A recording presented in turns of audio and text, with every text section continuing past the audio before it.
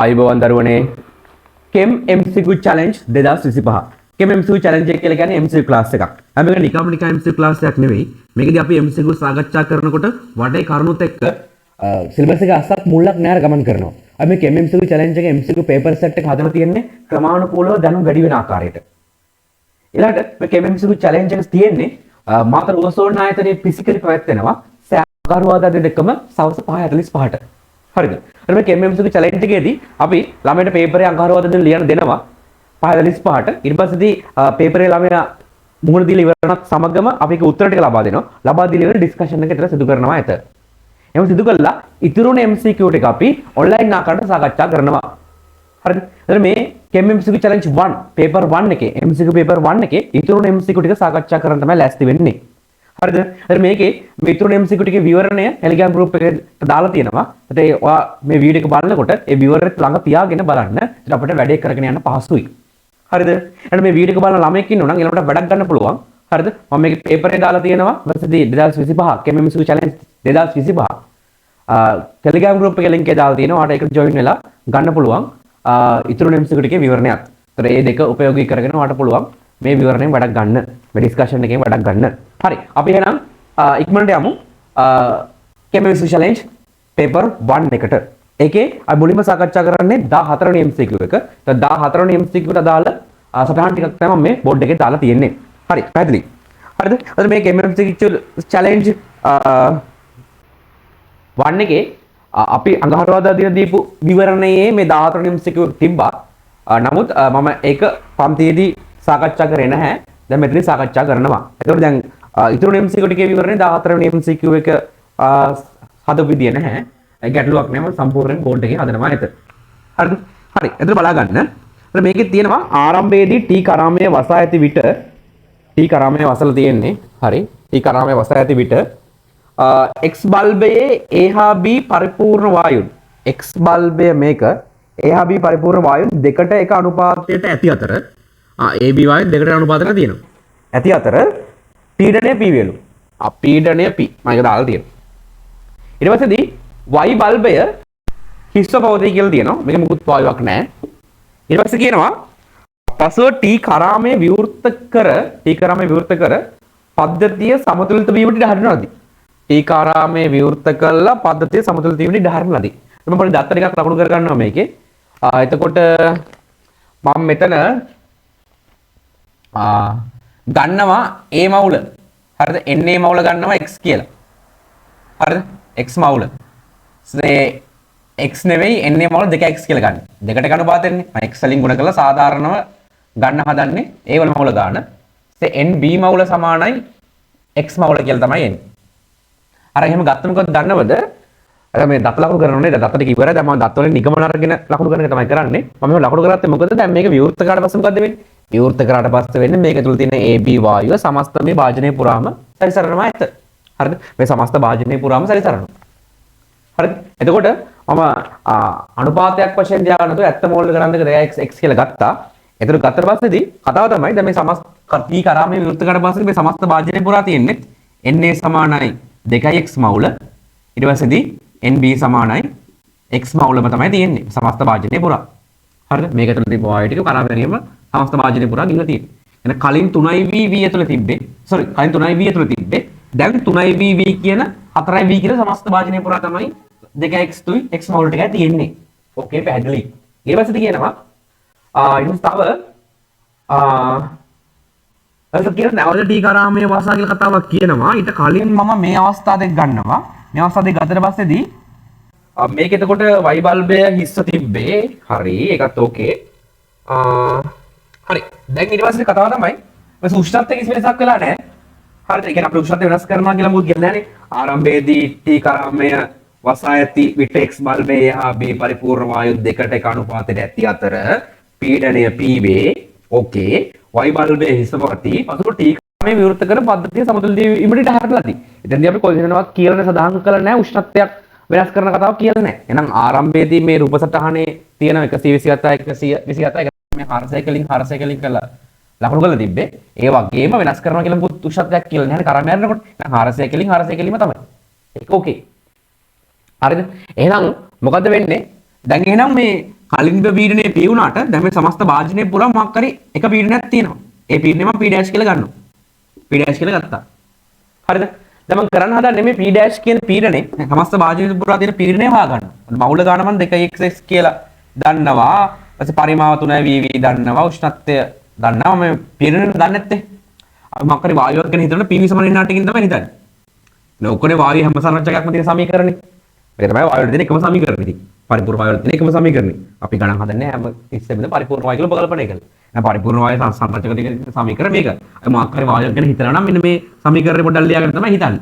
උෂ්ණත්වය දන්නවා, R කොහොමද දන්නවා, සරවත් වායු නියතය, මවුල ගණන් ටික දන්නවා, පරිමාවක් දන්නවා. දැන් පීඩනය තමයි මෙතන දන්නේ නැත්තේ. හරිද? දැන් මුළු පීඩනය තමයි දන්නේ නැත්තේ.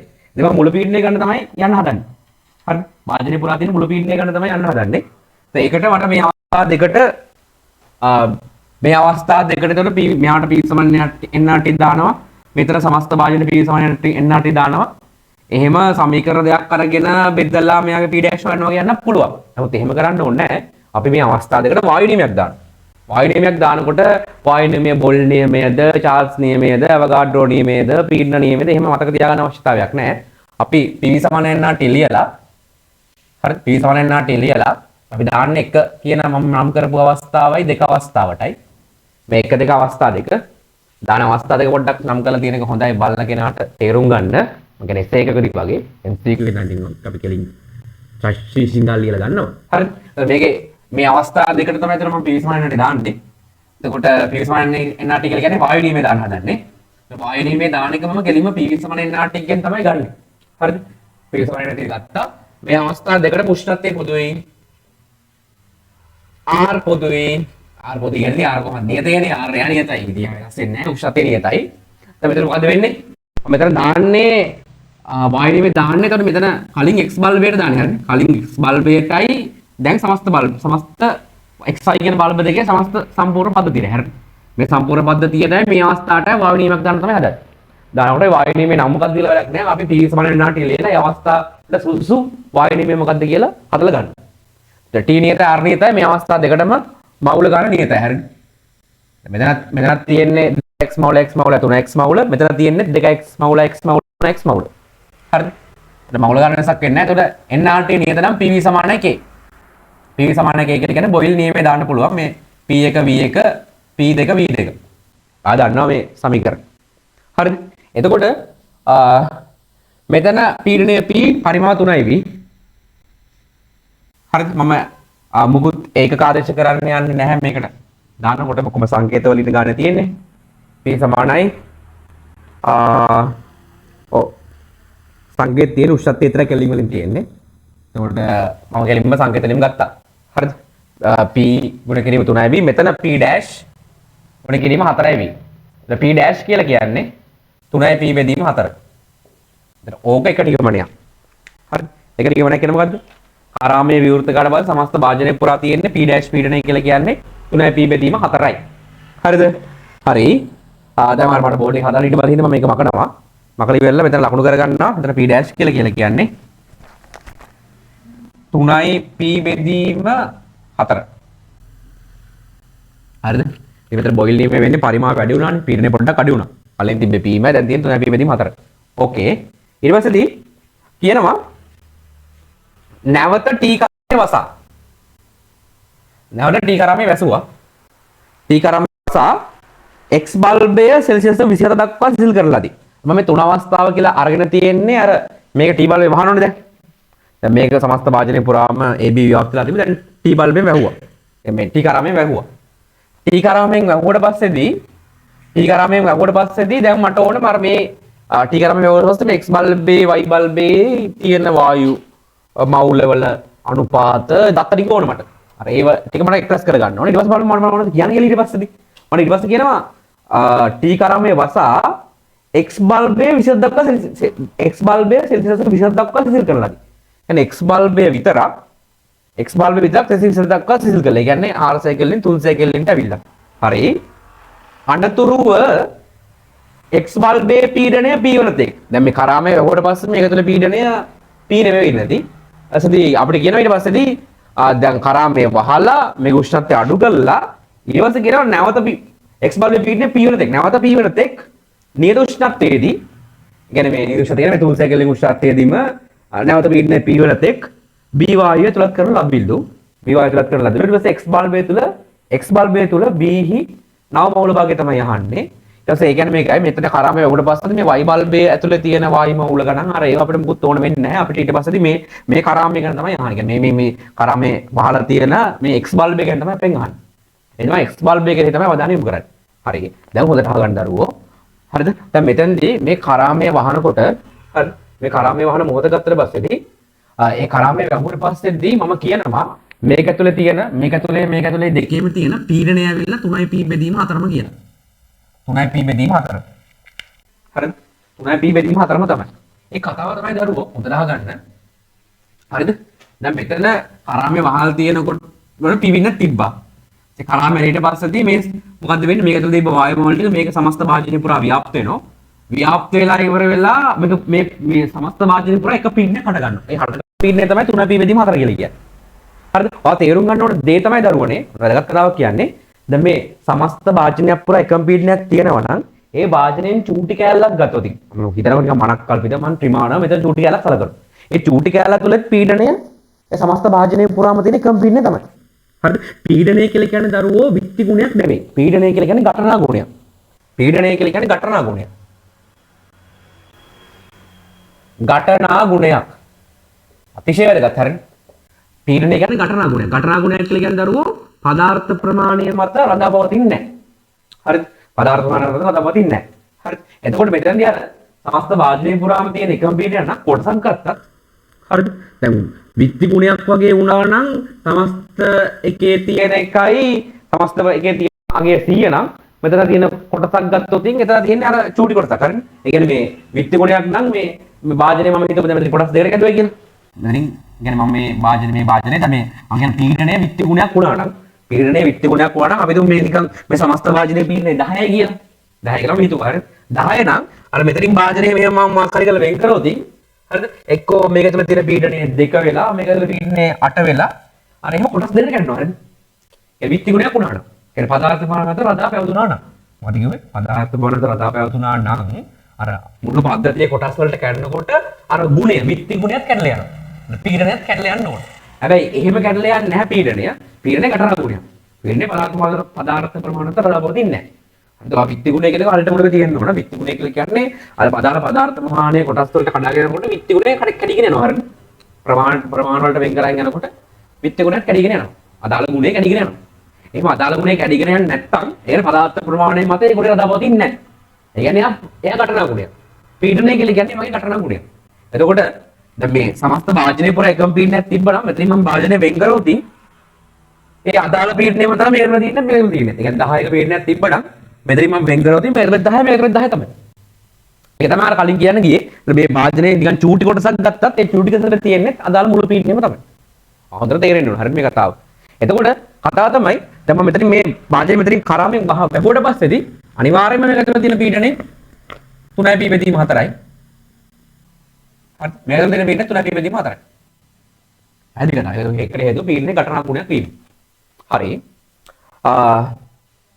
ඕකේ. දැන් ඒක දන්නවා ඇත. ඊට පස්සේ මම බලන්න ඕන මේ AB ගේ මගුල අනුපාතය. හරිද? AB ගේ මගුල අනුපාතය. දැන් අපි දන්නවා දැන් මෙතන තිබ්බේ A ගේ මගුල 2x කියලා ගත්තා B ගේ මගුල x කියලා ගත්තා. ඊට පස්සේදී මම කරාමේ ඇරියට පස්සේදී මේ සමස්ත වාජනය පුරා 2x x තමයි තියෙන්නේ. ඉතින් අපි හොඳ ආකාරම දන්නවා හරිද මෙතනදී අපි සලකන්නේ වායු හොඳින් පරිපූර්ණ මිශ්‍රණය කියලා. කියන්නේ මේ මෙතනදී AB වායුව මිශ්‍රලා තියෙන පරිපූර්ණ. ඒ කියන්නේ AB වායුව සමජාතීය මිශ්‍රණයක්. හරිද? කියන්නේ AB වායු මිශ්‍රණය සමජාතීය මිශ්‍රණයක්. ඉතින් සමජාතීය මිශ්‍රණයක සමජාතීය මිශ්‍රණය කියලා ගත්තට පස්සේදී එතකොට සමජාතීය මිශ්‍රණය කියන අදහස මොකද්ද? භෞතික අවස්ථාවේ ආකාරය. හරිද? එහෙනම් මම චූටි කොටසක් ගත්තොත් එතන සංයුතිය එකමයි. සංයුතිය එකමයි. හරිද? ආන්නේ තර්කය ගන්න. ඊට මේ සමස්ත වාජනය පුරා සමජාතීය මිශ්‍රණයක් තියෙනවා. එතකොට මේ සමස්ත වාජනය පුරා තියෙන A B ගේ මවුල අනුපාතය 2ට 1යි. හරිද? මෙතන තිබ්බ අනුපාතයම තමයි සමස්ත වාජනය පුරා තියෙන්නේ. හරිද? මවුල පිටින් ඇතුළත් කරන්න හො ඉවත් කරන්නේ නැහැනේ. එතකොට දරුවනේ මේක සමජාතීය මිශ්‍රණයක් නම් මම මෙතනින් වැහුවට පස්සේ මේක තුල තියෙන්නේ හරිද? මේක තුල තියෙන්නේ දෙකට එක අනුපාතයෙන්ම තමයි AB තියෙන්නේ. දෙකට එක අනුපාතයෙන්ම තමයි AB තියෙන්නේ. හරිද? දෙකට එක අනුපාතයෙන්ම තමයි තියෙන්නේ. අයි ඒක වෙනසක් නැත. හරිද? මේ පට්ට වැදගත් කතා හරිනේ. දෙකට එක අනුපාතයෙන්ම තමයි මේ හොඳ වායු වලින් එන්න පුළුවන් MCQ එකක් හරිනේ. හරි මේ වගේ MCQ වෙලා තියෙනවා මේ තරම් يعني මේ හා සමානව අමාරු يعني ඒක ටිකක් අමාරු වෙන්න පුළුවන්. හැබැයි මේ වගේ MCQ වෙලා තියෙන විභාගයට හරිනේ. yes හරි. එතකොට හරියට සංකල්ප දාන ළමයට මේක මහ ලොකු ගැටලුවක් නෙවෙයි. හරිද? දෙක අනුපාතයෙන්ම එන්නේ. හරිද? දැන් මෙහෙම සින්නක් තියෙනවා හරිද? දැන් මෙහෙම සින්නක් කියලා කියන්නේ දැන් කලින් තිබ්බ අනුපාතයම දැන් ඇවිල්ලා තියෙනවා. හැබැයි අනුපාතය ආවට දැන් මෙතන තිබ්බේ 2x කියලානේ. කියන්නේ මවුල ගන්න 2x කියලා තිබ්බේ. දැන් අර සමස්ත භාජනයේ පුරා ව්‍යාප්ත වුණාට පස්සෙත් අනුපාතය එකමයි. එතකොට මේකේ කොටසක් ගත්තත් අනුපාතය එකමයි. අනුපාතය එකමයි. හැබැයි දැන් අර මේක තුනේ ඇත්ත මවුල ගන්න වෙනස් හරිනේ. ඇත්ත මවුල ගන්න වෙනස්. කොටින්ම කියනවා නම් දැන් මෙතන තිබ්බ 2x නේ. දැන් මෙතන තියෙන ගාන 2x ට වඩා අඩු ගන්නක් තමයි තියෙන්නේ. මම නිකන් හිතුවොතින් මෙතන තිබ්බ ඇත්ත ගාන 100යි 50යි නම් මෙතන තියෙන ගාන නිකන් 20යි 10යි වගේ හරි. මොකද දැන් අර මේ තිබ්බ මවුල ගාන මේ සමස්ත වාජනය පුරා ව්‍යාප්ත වුණා. ව්‍යාප්ත වීමේදී අර AB වල මවුල අනුපාතය වෙනසක් වුණේ නැහැ. ඒක වෙනම කතාවක්. හැබැයි දැන් මේක තුල තිබ්බ මවුල ගණන් දෙක මේ දෙකේම තියෙන එකතුව තමයි මෙතන තියෙන්නේ. දැන් මේක තුල තියෙන මවුල ගාන වෙනස්. ඇත්ත මවුල ගාන වෙනස් සහ මේ අවස්ථාවට වඩා අඩුයි. හැබැයි අනුපාත වෙනසක් නැහැ. හරිද? ඒකින් මම මෙතන ගන්නවා n a මවුල ගන්න ගන්නවා 2y කියලා. හරිද? මෙතන n b මවුල ගන්නවා y මවුල කියලා. කොටින්ම කියනවා x ට වඩා y අඩුයි හරිද? ඒක ඕනෙත් නෑ මම නිකන් දැම්මේ හරිද? දැන් හරි. දැන් ඊට පස්සේ බලමු. දැන් මෙතන අරුණ ටික එක්ස්ප්‍රෙස් කරගත්තා. දැන් අපි යමු දැන් උෂ්ණත් වෙනස් කිරීමයි පීඩනය පීඨ කියන කතාව. හරි. දැන් මෙතන මොකද්ද කියන්නේ? දැන් මෙතන කියනවා මේ x බල්බය විතර මෙතනින් හර කතා කරන්නේ. x බල්බය තුන් සැකලින්ට ගෙනල්ලා තුන් සැකලින් කියන ගමන් අනිවාර්යෙන් පීඩනය වෙනස් වෙනවා. පීඩනය වෙනස් වෙනවා. අපි දැන් p සමාන වෙනාට ටික හිතන්නේ. දැන් p සමාන වෙනාට ටික. එතකොට මෙතන කිසියම් එතකොට 2යි y කියන මෙතන මවුල ගණක් තියෙනවා ඒකේ b ගේ පීඩනය 3p/4 ආර්සයකින් තියෙනවා 3p පරිමාව. දැන් ඕකේ පරිමාව මවුල ගණන හිම තියෙද්දි පරිමාව 3 වීම මවුල ගණන් ටික 2y ම තියෙද්දි r එම උෂ්ණත්වය අඩු කරනවා කියලා කියන්නේ පීඩනය අඩු වෙනවා. හරිද? ඒක කිසි ප්‍රශ්නයක් නැහැ. පීඩනය 3p/4ට වඩා අඩු වෙනවා. අඩුවක් මොකක්ද කට්ටිය කියන්නේ? ඒ කට්ටිය කියන ඊට පස්සේදී නැවත පීඩනය p වෙන තෙක් b වායුව තුලත් කළලු. b වායුව තුලත් කළලු. හරිනේ? එහෙනම් මම ගන්නවා. ඔන්න එහෙනම් මම දැන් b වායුව තුලත් කරා. b වායුව තුලත් කරලා පීඩනය p වෙනවා. පීඩනය p වෙනවා. ඕකේ. දැන් අපි ගමු na ගේ nb ගේ මවුල ගන්න. nb ගේ මවුල ගන්නයි na ගේ මවුල ගන්නයි. දැන් na ගේ මවුල ගන්න 2y ම තමයි. හරිද? na ගේ මවුල ගන්න 2y ම තමයි. හරිද? na ගේ මවුල ගන්න 2y ම තමයි. nb ගේ මවුල ගන්න y ට එකතු වෙන්න ඕන අර පීඩනය p වෙන දෙක එකතු කරන b මවුල ගන්න b නේ එකතු කරනවා කියලා කියන්නේ. ඔව් b වායුව තුලත් කරන දෙක කියලා තියෙන්නේ. අය එකතු කර ගන්නම z කියලා ගත්තා. ප්‍රශ්නයක් නැහැ නේ. z කියලා ගත්තා. එතන මේ තියෙන්නේ දැන් පීඩනය p හරි පීඩනය p වෙන තෙක් 3 සැකලෙට අඩු කරලා පස්සේ පීඩනය තව අඩු වුණා 3p/4ට වඩා අඩු වුණා ඊට පස්සේ නැවතත් p වෙන තෙක් b වායුව තුලත් කළා. එතකොට කරලා b ටික තමයි මේ තියෙන්නේ. දැන් ඊළඟ අපිට ඕන වෙන්නේ මේ b හි නව මවුල භාගය හොයන්න තමයි තියෙන්නේ. කියන්නේ b හි මවුල භාගය හොයන්න තියෙන්නේ. b හි මවුල භාගය කියලා කියන්නේ ඇත්තම කියනවා නම් දැන් b හි මවුල භාගය තමයි හොයන්න තියෙන්නේ. මෙහි මවුල භාගය ගන්න නම් කියන්නේ මේ දෙන අතර මවුල අනුපාතය තමයි ඕන. මේ දෙන අතර මවුල අනුපාතය ගන්න නම් කියන්නේ මවුල භාගයක් ගන්න නම් මවුල අනුපාතය මවුල භාගයේ අනුපාතයනේ භාගය විදිහට යන්නේ. මේ දෙනේ මවුල අනුපාතය තමයි ඕන. මවුල අනුපාතය දැන මවුල භාගය ලියන්න පුළුවන්. අනුපාතය ගන්න නම් අර z කියන එකත් y ඇතුළෙම හොයා ගන්න ඕන. කියන්නේ z y අතර සම්බන්ධයක් ගන්න ඕන. එහෙම ගත්තොත් මට පුළුවන් මේ දෙනේ මවුල අනුපාතයක් අරගෙන b වල මවුල භාගයට යන්න පුළුවන්. හරිද? දැන් ඒකට මොකක් හරි සම්බන්ධයක් ලියාගන්න. දැන් එතන මොකක් සම්බන්ධද? p පීඩනය තියෙනවා. හරිද? ඒ p පීඩනය තියෙන හින්දා අර p සමාන නාට එකේ සම්බන්ධයක් දා ගන්න ඕන. මම එතකොට දැමැති සංසන්දනය කරන්නේ 3 අවස්ථාවයි 4 අවස්ථාවයි. 3 අවස්ථාවයි 4 අවස්ථාවයි ඒකෙත් x බල්බ හරිනේ. x බල්බ තමයි සංසන්දනය කරන්නේ. p සමාන නාට එක ලෙව්වා ඒ අවස්ථා දෙකට. එතකොට පරිමාව එකමයි 3යි 3යි. පරිමාව නියතයි. මවුල ගන්න වෙනස් වෙනවනේ. b ඇතුළත් කරනවනේ. r එක නියතයි. උෂ්ණත්වය වෙනස් වෙනවා හරිනේ. උෂ්ණත්වය වෙනස් වෙනවා. v එකයි r එකයි නියතයි. p බෙදීම nt කියලා තමයි එන්නේ. p බෙදීම nt සමාන 1. හරි. p බෙදීම nt සමාන 1. එතකොට මේ මෙහාට එතකොට අපි අර්ධක්කන වායු නියමයක් නැහැ. අපි අර්ධක්කන වායු නියම එකක් නෙවෙයි. ඉතින් ප්‍රශ්නයක් නැහැ. අපි දැන් තමයි අවස්ථා දෙකකට p සමාන nt දාලා බෙදනවා කියන එක තමයි වායු නියමයක් දානවා කියලා කියන්නේ. ඒ වායු නියම දානකොට ඒක නමක් නැහැ. නමක් අවශ්‍ය නැහැ. අපි p සමාන nt දාලා නියතයේ බල අවස්ථා දෙකට අපි හදලා ගන්නවා. හරිද? yes. එතකොට අපි දන්න වායු නියමයක් එන්න පුළුවන්. මේ වගේ කිසිම අර්ථයක් නැති විදිහට සමීකරණයක් හදන්න පුළුවන්. හරිද? එතකොට මේකේ මම නිකන් පොඩ්ඩක් පෙන්නුවොත් ඉතින් වැඩිපුර උතන P1 N1 T1 සමානයි P2 N2 T2. එතකොට P1 ගත්තට පස්සේදී පීඩනය මෙතන 3යි P බෙදීම 4යි. 3යි P බෙදීම 4යි. දැන් මෙතන පීඩනය P මවුල නම් ගත්තට පස්සේ මෙතන 2y y කියන්නේ 3y. හරිද? මෙතන ගාන 2y y 3y 3y දැන් z. හරිද? දැන් මේක සුළු කරන්න ඕන. සුළු කරලා p ට p කැපලා යනවා y z අතර සම්බන්ධයක් ගන්න ඕන. සුළු කරනකොට මෙතන නම් පුළුවන් තුනට කපලා දාන්න පුළුවන්. හරිද? තුනට කපලා දාන්න පුළුවන්.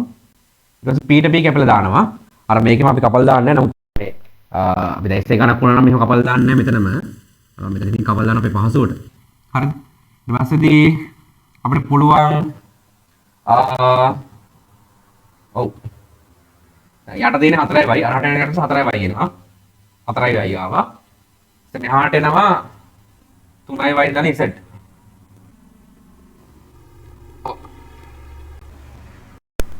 මසලු කරා හරිනේ 3යි p බෙදීම 4 බලන්න 3යි p බෙදීම 4 yes 3යි p බෙදීම 4 3යි මම උෂ්ණත්‍ය ආදේශ කළා නෑනේ උෂ්ණත්‍ය ආදේශ කළා නෑ දරුවෝ උෂ්ණත්‍ය ආදේශ කරනවා මෙතනට එතකොට 400 කෙල්වින් එනවා මෙතන 400 කෙල්වින් මෙතන 300 කෙල්වින් හරිද 300 කෙල්වින් එතකොට හරි 300 කෙල්වින් ඕකේ 300 තියෙන්නේ හරිද දැන් සුළු කරන්න ඕන දැන් මෙතන තව එනවා බින්දුවට බින්ද කැපෙනවා මෙතන 3න් ගුණ වෙනවා මෙතන 4න් ගුණ වෙනවා හරිද ඊට පස්සේ එන්නේ මම මෙතන සුළු කරලා දාන්නයි ඉතින් ටික සුළු කරනවා 9y එනවා ඊට පස්සේ 9y එනවා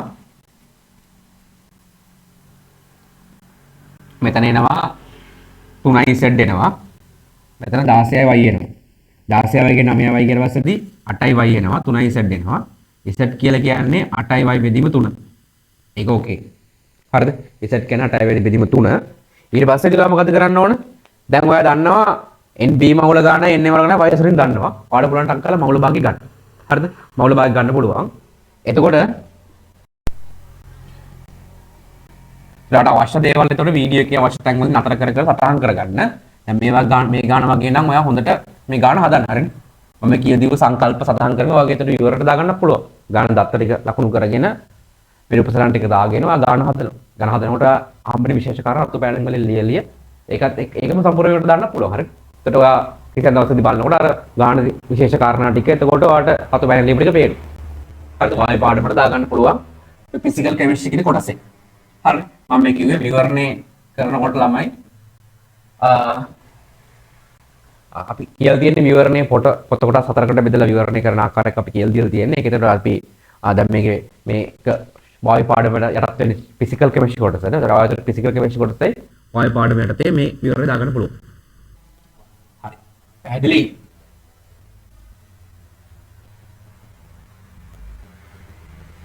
හරි ඊට පස්සේදී දැන් උත්තරය ඇවිල්ලා තියෙනවක් නැහැ. එතකොට ආට ගන්න ඕනේ XB එකනේ. XB කියලා කියන්නේ මුළු මවුල ගන්න. එතකොට එනවා 3y දැන් z. 3y දැන් z කියලා කියන්නේ 8y බෙදීම 3. ඊට පස්සේදී උඩට එනවා b ගේ මවුල භාගයෙන් අහන්නේ. එතකොට b වල මවුල ගන්න y දන 8y බෙදීම 3. හරිද? උඩ සුළු කරන්න. 3y මෙතන ගන්න 9යි 9 8යි 16යි. හරිද? y කැපලා යනවා 16 එනවා 3යි 8යි අර එන්නේ අර ටික අතර පස්සේදී මෙතන ආව එතකොට මෙතන මම සුළු කරනකොට වැරද්දුවනේ එතන වරද්දලා තියෙන දරුවෝ 9යි වයින් තියෙන 16යි වයින් 16 9ක් ගියාට පස්සේදී මම දාලා තියෙන 8 නෙවෙයි 7යි හොඳේ 7යි වයි එතන මෙතන 7 එන්නේ හොඳේ හරිද 7 බෙදී 7යි වයි බෙදීම 3 එන්නේ ඊට පස්සේදී එතන මෙතනට 7 එන්නේ එතනට 7 එන්නේ එතකොට මොකද 9 9 7 16යි හරි ඒක ඔකේ ආව හරි සෙට් තුන මම කලින් 16 දාලා තිබුණා එතන සුළු කිරීම වැරදිලා එතන පැහැදිලි හරිනේ එතන සුළු කිරීම මම වැරද්දුවා ඒක හැදුවා 7යි කියලා ඊට පස්සේදී 7යි බෙදීම 3 ආවා ඕකේ ඊස්සේ y කියන්නේ 7යි බෙදීම 3 මුළු මවුල ගන්න b ගේ මවුල ගන්න අතුංගට 9 7යි 16යි 3 3යි 7යි 10යි. හරිද? 10යි. එතකොට එන්නේ 5 බෙදීම 8යි කියලා තමයි එන්නේ. එහෙනම් උත්තරේ එන්නේ දෙවෙනි උත්තරය තමයි එන්නේ. ඕකේ. ඊට පස්සේ මම යනවා MCQ එක 10 වෙනි MCQ එකට. 10 වෙනි MCQ එක ඒතර විවරණෙත් ගන්න ළඟට මම විවරණේ එතකොට 10 වෙනි MCQ විවරණේ ගොඩක් කරුණු ටිකක් මම ලියලා තියෙනවා. ඒකෙන් තමයි විවරණ තියාගෙන තමයි 10 වෙනි MCQ බලන්නේ. ඒකේ තියෙනවා සංයවරයක් දීලා යන කෙනෙක්ගේ විව සමායික වේ කියලා තියෙනවා. ඒතර ඒක හරි. මොකද හේතුව හොඳට අහගන්න. ඒතර සමාවේයකතාව කියලා කියන්නේ කිසියම් අණුවකට එකිනෙකට වෙනස් වූ විව පැවතීමේ සංසිද්ධිය. හරිද? කිසියම් අණුවකට කිසියම් අණුක සූත්‍රයකට හරිනේ. අපි එහෙම ගමු. කිසියම් අණුවකට කියන කිසියම් අණුක සූත්‍රයකට හරිනේ. අපි උදාහරණයක් ගමු. මෙන්න මෙයාට හරිනේ. C5H10O මේ තියෙන අණුක සූත්‍රය. හරිද? මේ අණුක සූත්‍රයට අණුක සූත්‍රය කියලා කියන්නේ සත්‍ය පරමාණු සංඛ්‍යාව දැක්වෙන සූත්‍රය. අපිට ඒකත් එක්ක තියෙන අනිත් සූත්‍රය තමයි අනුභවික සූත්‍රය. අනුභවික සූත්‍රය කියන්නේ සත්‍ය පරමාණු සංඛ්‍යාවේ පූර්ණ සංඛ්‍යාත්මක අනුපාතය. හරිද? ඊපස්සේ අනිත් එක තමයි විව සූත්‍රය. විව සූත්‍රය කියලා කියන්නේ අණුක සූත්‍රයට අනුව සත්‍ය පරමාණු සංඛ්‍යාව ත්‍රිමාණ අවකාශයේ ව්‍යාප්ත වෙලා තියෙන ආකාරය දක්වන එකට. ඔක තමයි සූත්‍ර වර්ග 3. අණුක සූත්‍රයට අදාළව එකිනෙකට වෙනස් පරමාණුක සැකැස්ම, එකිනෙකට වෙනස් ව්‍යුහ පැවතීමේ සංසිද්ධිය, එකිනෙකට වෙනස් සංයෝග පැවතීමේ සංසිද්ධිය තමයි සමාවේයකතාව කියලා කියන්නේ. සමාවේයකතාව ගත්තට පස්සේදී සමාවේයකතාවයේ ආකාර දෙකක් තියෙනවා. ත්‍රිමාණ සමාවේයකතාව කියලායි විව සමාවේයකතාව කියලායි. හරි. විව සමාවේයකතාව කියලා කියන්නේ අදාළ අණුක සූත්‍රයට අඳින එකිනෙකට වෙනස් වෙච්ච විව සූත්‍ර ටිකට. හරිද? විව සූත්‍ර ටිකට ත්‍රිමාණ සමාවේයකයක් කියලා කියන්නේ කිසියම් අණුක සූත්‍රයකට ඇඳ විව සූත්‍රයක් ගත්තා කියමු. ඒතර යා විව සමාවේයකයක් තමයි. ඒ විව සූත්‍රයට මම මොකක් හරි බන්ධන වල දිශාන්තයේ වෙනසක් සලකලා බන්ධන වල දිශාන්තයේ වෙනසක් සලකලා වෙනස් ව්‍යුහයක් ගත්තොත් වෙනස් සංඥාවක් ගත්තොත් අපි යාට කියනවා ත්‍රිමාණ සමායකයක් කියලා. එතකොට ත්‍රිමාණ සමායක එකිනෙකේ ත්‍රිමාණ සමායක දෙකක් ගත්තොත් මේ දෙන්නගෙම විව සූත්‍රය එකයි. මොකද මම කරන්නේ? අදාළ කිසියම් දැන් මෙයාට ගත්තා කියමු. මෙයාගේ අණුක සූත්‍රයට මේ අණුක සූත්‍රයට මම විව සූත්‍රයක් ඇඳලා. ඒ අණුක විව සූත්‍රයේ බන්ධන වල දිශාන්තය විතරක් වෙනස් කළා මට පුළුවන් වුණා කියලා හිතමු තව විවයක් ගන්න. අන්න එයා ත්‍රිමාණ සමායකයක්. එතකොට එයා ගත්ත අදාළ විව සූත්‍රයේ තියෙන කෙනා ත්‍රිමාණ සමායක තමයි. එතකොට මේ දෙන්න එකිනෙක ත්‍රිමාණ සමායක. එතකොට එකිනෙක ත්‍රිමාණ සමායක දෙකක් ගත්තට පස්සේ මේ දෙන්නට දෙන එකම විව සූත්‍රයක්. හරිද? ත්‍රිමාණ සමායකයක් කියලා කියන්නේ අලුත් විව සූත්‍රයක් නෙමෙයි. හරිද? අලුත් විව සූත්‍රයක් නෙමෙයි. ත්‍රිමාණ සමායකයක් ගන්න කිසියම් විව සූත්‍රයකට ගන්න. එතකොට එකිනෙක ත්‍රිමාණ සමායක දෙකේම විව සූත්‍රය එකයි. ඕකේ. එතකොට අණුක සූත්‍රයට ගන්න අණුක සූත්‍රයට ගන්න එකිනෙක වෙනස් වෙච්ච පරමාර්ථ සැකස්තන් වලට කියනවා සමායක කියලා. විව සමායක කියලා කියන්නේ අණුක සූත්‍රයට ගත්ත වෙනස් වෙච්ච විව සූත්‍ර ටිකට. ඒ කිසියම් විව සූත්‍රයකට බන්ධන දිශාන්තිය සලකලා ගන්න වෙනස් ව්‍යුහයකට තමයි ත්‍රිමාණ සමායකයක් කියලා කියන්නේ. ත්‍රිමාණ සමායකයක් යනු අලුත් විව සූත්‍රයක් නොවේ. ඕකේ කතාව. එතකොට දැන් මෙතන කියනවා මෙන්න මේ සංගණක විව සමායකද. එහෙනම් ඒ දෙන විව සමායක වෙන්න නම් මොකක්ද අවශ්‍යතාවය? ඒ දෙන්නට එකම අණුක සූත්‍රය තියෙනවා. හරිද? එකම අණුක සූත්‍රය තියෙන්න ඕන. ඒතර ඔය දෙන්නට ඔය කියපු මේක තියෙන පළවෙනි පොයින්ට් එකේ තියෙන 10 වෙනි MCQ එකේ පළවෙනි පොයින්ට් එකේ තියෙන මුලින් තියෙන්නේ ඇල්ඩිහයිඩ් එක ඊට කීටෝනියක්. දෙන්නගේම පරමාණු ගාන එකමයි. මම එතන විවරණේ ලියලා ඇති පරමාණු ගාන එතන C4H810. C4H810. හරි. C4H810. ඒත් අපිට තමයි දෙන්න විව සමායකවලු. ඉතින් C4H810 C4H810 තමයි දෙන්නගේම C4H8O sorry C4H8O C4H8O තමයි දෙන්නගේම විව සූත්‍රය. හරිද? sorry දෙන්නගේම අණුක සූත්‍රය. ඒතර C4H8O නම් දෙන්නගේම අණුක සූත්‍රය. ඉතින් ඒ අදාළ අණුක සූත්‍රයට ඇඳ වෙනස් විව සූත්‍ර දෙකක් නෙවෙයි දීලා තියෙන අපේ MCQ එකේ. ඇල්ඩිහයිඩ් එක කීටෝනික් එක දීලා C4H8O කියන අණුක සූත්‍රයට. දැන් මේ දෙන්න විව සමායක තමයි. හරිනේ? දෙක එකිනෙකට වෙනස් වෙච්ච විව සූත්‍ර දෙකක් තමයි තියෙන්නේ. හරිද? ඒතර ඒ දෙන්න විව සමායක තමයි.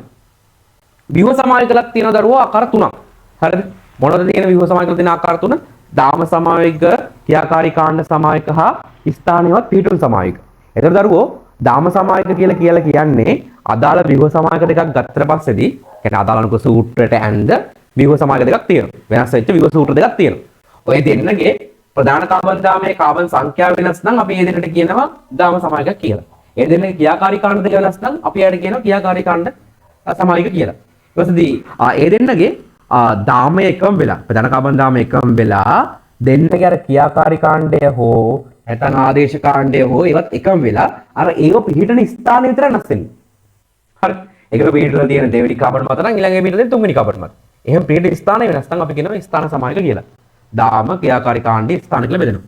මම මේ බලන්න හදන්නේ මේ තියෙන උදාහරණය අභිව සමායකලත් මොන වර්ගයකටද වැටෙන්නේ කියලා. තියෙන්නේ CH3 CH CH3 COH එකක් අනිත් එක CH3 CO CH2 CH3 එකක්. මෙයාගේ ප්‍රධාන කාබන් දාමයේ ඕක. මෙයා ක්‍රියාකාරී කාණ්ඩයේ කීටෝනයක්. කීටෝනයක් තමයි තියෙන්නේ. හරි කීටෝනයක්. අපි කීටෝනේ IPC ක්‍රියාකාරී කාණ්ඩයේ වශයෙන් IPC නම තමයි මේ ඕන් කියලා දැම්මේ. දැන් මෙයාගේ දාමය ඇවිල්ලා මෙහෙම එකක්. හරිද? මෙහෙම ගත්තත් දෙකම එකයි හොඳේ. දෙකම එකයි. හරිද? මේ එකම කාබන් CH3 ගන්න දෙයක් තියෙනවා. මෙහාට ගියත් එකයි මෙහෙම හරවලා ගත්තත් එකයි. මේ දාමය ගත්තට පස්සේදී ඔහොම තමයි තියෙන්නේ. මෙයා අතර ඇල්ඩිහයිඩ් එකක් කරන්නේ. ඇල්ඩිහයිඩ් IPC නාමය තමයි මේ ඇල්ඩිහයිඩ් කාණ්ඩය IPC නාමය තමයි මම AL කියලා ගන්නේ. අර මෙතන ක්‍රියාකාරී කාණ්ඩ දෙක වෙනස්. ක්‍රියාකාරී කාණ්ඩ දෙක වෙනස් වෙන්නේ මේ දෙන්න ක්‍රියාකාරී කාණ්ඩ සමායකත් වෙනවා. ක්‍රියාකාරී කාණ්ඩ සමායක වේ. ක්‍රියාකාරී කාණ්ඩ සමායක වේ. ඊට අමතරව ප්‍රධාන කාබන් දාමයේ කාබන් සංඛ්‍යාව වෙනස්නේ. මෙයාගේ එතකොට අංකණය වෙන්නේ මෙතන 1 2 3 4 කියලා. හරි. අර ක්‍රියාකාරී කාණ්ඩයේ කාබන් අඩු අංක ලැබෙන්නේ මෙහාට තමයි අංකණය කරන්නේ.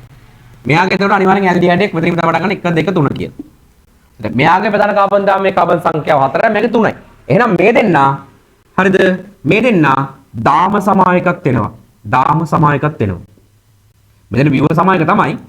ඒ විව සමායක යටතේ මේ දෙන්නා දාම සමායකත් වෙනවා. ක්‍රියාකාරී කාණ්ඩ සමායකත් වෙනවා. ඒක තමයි දරුවනේ අපි ඔය කතාව දැන් මේ MCලත් එක අහුවෙච්ච එක හොඳයි.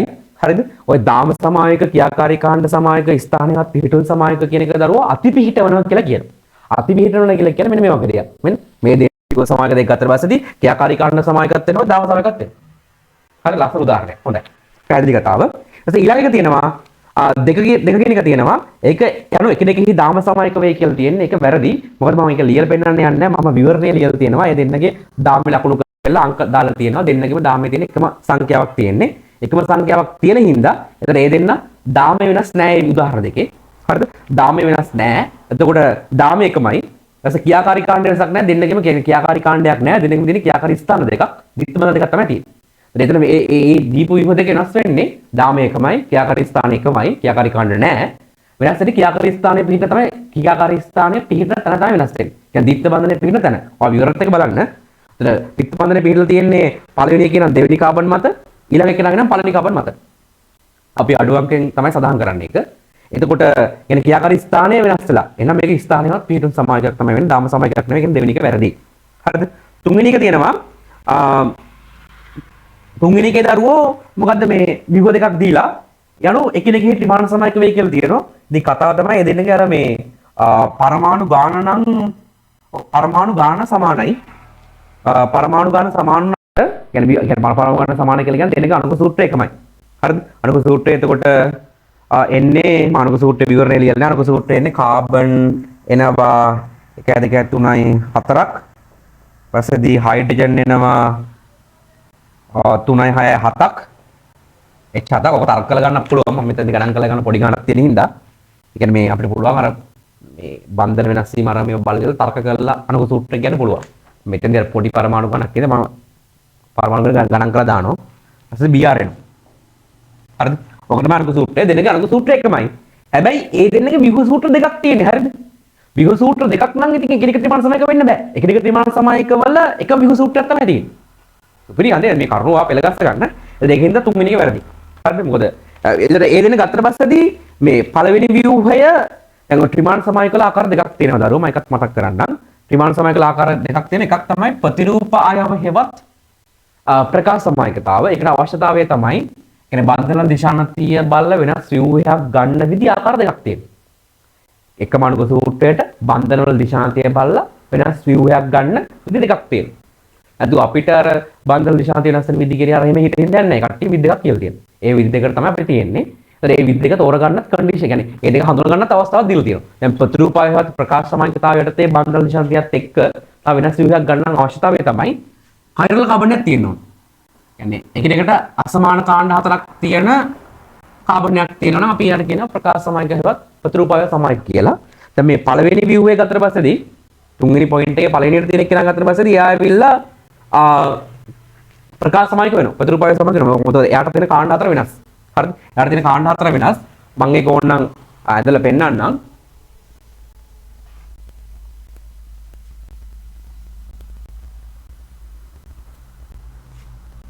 CH2 CH CH3 HBr. මෙයාගේ කාණ්ඩ හතර වෙනස් නේ. එයා ප්‍රකාශ සමායකයක් වෙනවා. ඊපස්සේ අනිත් අවස්ථාව තමයි දරුවනේ. අනිත් අවස්ථාව තමයි මේ පාර්ලිමාන සමායකතාව හේවත් ජ්‍යාමිතික සමායකතාව. එතෙන්දී බන්ධන දිශාන්තිය වෙනස් වීම අනුව තව විවිධයක් ගන්න පුළුවන්. එතෙන්දී අර මේ පාර්ලිමාන හේවත් ජ්‍යාමිතික සමායකතාව දක්වනවද කියන එක හඳුනා ගන්න කන්ඩිෂන් එක තමයි අර හඳුනා ගන්න විදිය තමයි දිත්ත බන්ධන කාබන්යක් තියෙන්න ඕන. මේ කාබන් දෙන්න මත වෙන වෙනම හරිද? මෙයාගේ මත තියෙන කාණ්ඩ දෙක සමාන වෙන්නත් ඕන, මෙයාගේ මත තියෙන කාණ්ඩ දෙක සමාන වෙන්නත් ඕන. වෙන වෙනම කාබන් මත තියෙන කාණ්ඩ දෙක සමාන වෙන්න ඕන. පැහැදිලි කතාව. එතකොට දැන් මෙයාගේ දිත්ත බන්ධනය තියෙනවා. දිත්ත බන්ධනය එතකොට මෙයාගේ දැන් මේක S තියෙන්නේ මෙහෙමනේ. S තියෙන්නේ මෙහෙම. මේ බලන්නේ දැන් මෙයාගේ මේ ප්‍රකාශ සමායකතාව විතරද ජ්‍යාමිතික සමායකතාවක් තියෙද කියලා බලන්නේ. මෙයාගේ මේ කාණ්ඩ දෙක නම් මේ සමස්ත කාණ්ඩය මේක අසමානයි. මේ දෙන සමාන හින්දා මෙයාගේ ජ්‍යාමිතික සමායක නැහැ. හරිද? ඉතින් මම ඊළඟ එක ගන්නවා. ඊළඟ එක ගත්තා පස්සේ H දිත්ත බන්ධනය H CH2 CH3. දැන් මෙයා ගත්තට පස්සේදී මෙයාගේ කාණ්ඩ හතරක් අසමානව තියෙන කාබන් නැහැ. එතන මේ දෙකෙන් තමයි චෙක් කරන්න ඕනේ. කියන්නේ sp3 මුහුම්කරණය වෙච්ච කාබන් එකක් තමයි මෙතන තියෙන්නේ.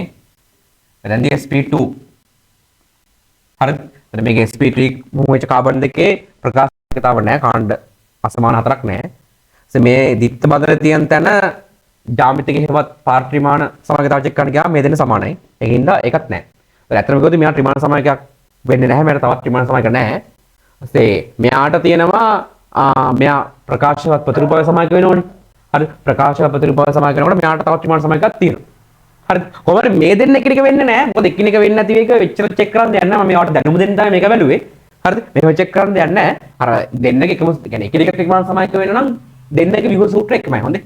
දෙන්නගේ විභව සූත්‍රය එකමයි. ඒකින්ද ඒක වැරදි. හතරවෙනි එක තියෙනවා කිසිදු ත්‍රිමාන සමායකයක් රසායනික ප්‍රතික්‍රියා මගින් එහි අනෙක් ත්‍රිමාන සමායකයකට පත් කළ නොහැකි කියලා තියෙන්නේ. මම එදා මේ ගියදී MC ක්ලාස් එකේ මම මේක හරි කියලා තමයි ගත්තේ.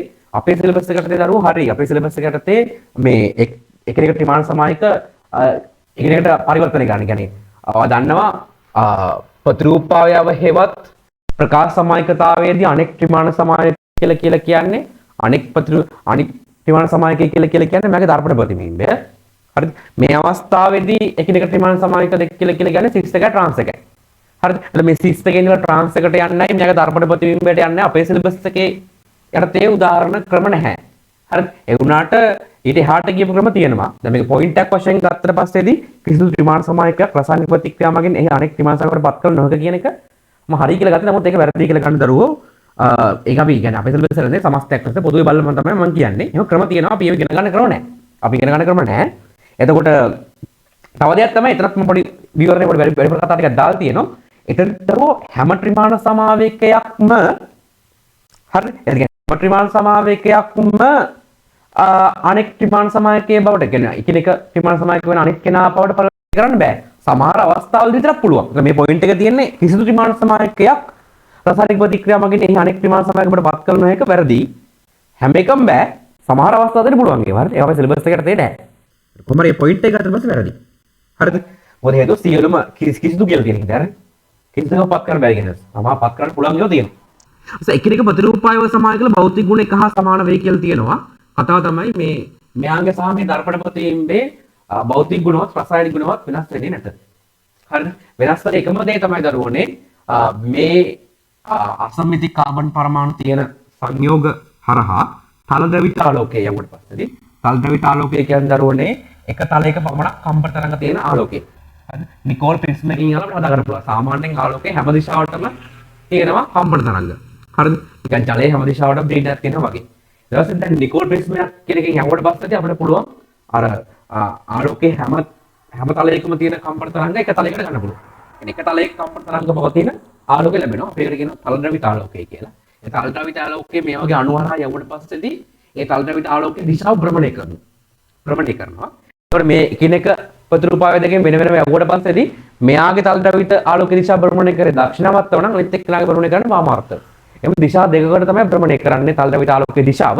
ඒක විතරයි මේ ප්‍රතිරූපාවය වල තියෙන වෙනස. නැත්තම් රසායනික වල භෞතික වල එකමයි. හරිද? එකමයි. ඊට පස්සේ මේ ඒකත් එක්ක මේ MCQ නැතත් ඊළඟ MCQ එකට එන්න පුළුවන්. මම මේක ගැන කිව්වොත් මේක ගැන කියලා කියන්නේ මෙතන එහෙම එකක් තිබෙන මේ අවස්ථාව. හරිද? ඔයා මම මේ කියන හැම කරුණක්ම වීඩියෝ එක කර කර ලියා ගන්න. හරිද? එතන මේ මෙතන ගත්තට පස්සේදී ජ්‍යාමිතිකවත් පාර්ශ්විමාන සමායකතාවය ගත්තට පස්සේ ඒක සිස්ටම්ස් කියලා ආකාර දෙකක් තියෙනවා. ඒ සිස්ටම්ස් දෙකේ නම් මොකද්ද භෞතික ගුණ ද්‍රවාංක තාපාංක වෙනස්. හරිද? භෞතික ගුණ වෙනස්. රසායනික ගුණ ගත්තට පස්සේ දැන් එකම ක්‍රියාකාරී කාණ්ඩ තියෙන හින්දා සිස්ටම්ස් දෙකේ ප්‍රතික්‍රියා කරන එකම විදියට ලැබෙන සංයෝග ඵල වගේ වෙනස් වෙන්න පුළුවන්. හරිද? මෙතනදී එතකොට මේ ලක්ෂණ දෙක රසායනික ගුණ භෞතික ගුණ වෙනස් වීමක් වෙනවා. මෙතන වෙනසක් වෙන්නේ නැහැ මේ දෙකට වෙන වෙනම. හරිද? පැහැදිලි කතාව.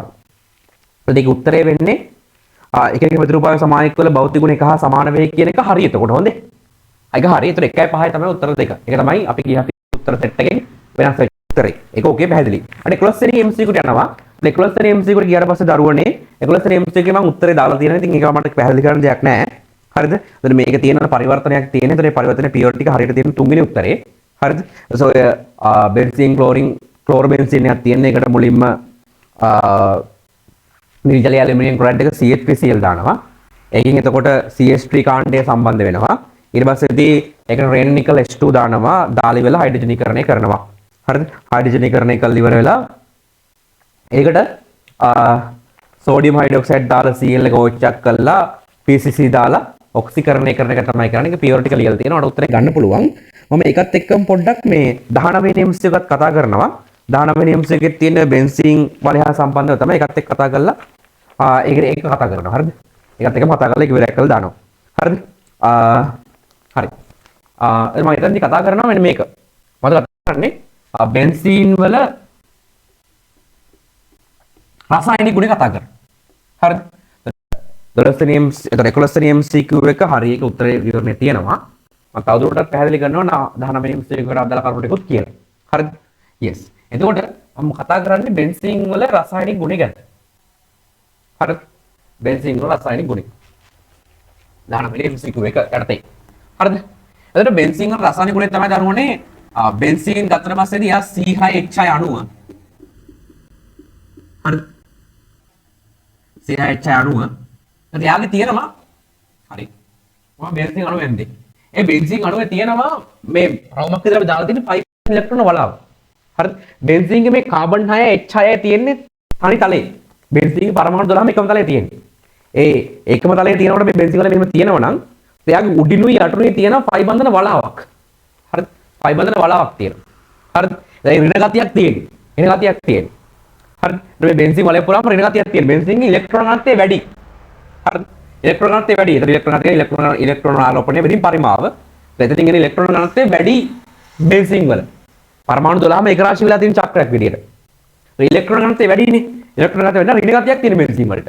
බෙන්සීන් වල ඍණ ගතියක් තියෙන දරුවෝ ධන කණ්ඩක තමයි ආකර්ෂණය වෙන්නේ. ධන කණ්ඩක ආකර්ෂණය වෙන්නේ.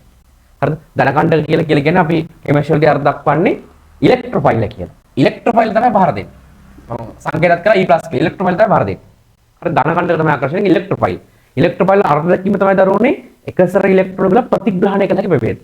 එකසර ඉලෙක්ට්‍රෝන ගන්න පුළුවන් කියන ධන කණ්ඩකයක් කියලා පොදුවේ හඳුන්වනවා ඉලෙක්ට්‍රොෆයිල්. ඒ ධන කණ්ඩක කියන අදහස තමයි එකසර ඉලෙක්ට්‍රෝන වල ගන්න පුළුවන් කියන තමයි.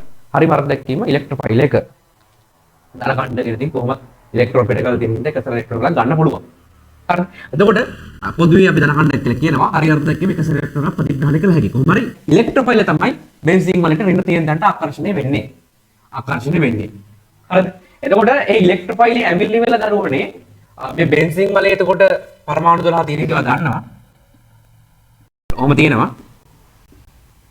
හරිද? ඔහොම තියෙනවා මේ හැම එතනම හයිඩ්‍රජන් එකක් තියෙනවා. ඊට පස්සේ දරුවනේ මත සීන් එක අර මේ හැමතැනම තියෙනවා මේ නොහොම පීකාක්ෂිකයක් තියෙනවා. නොහොම පීකාක්ෂිකයක් තියෙනවා.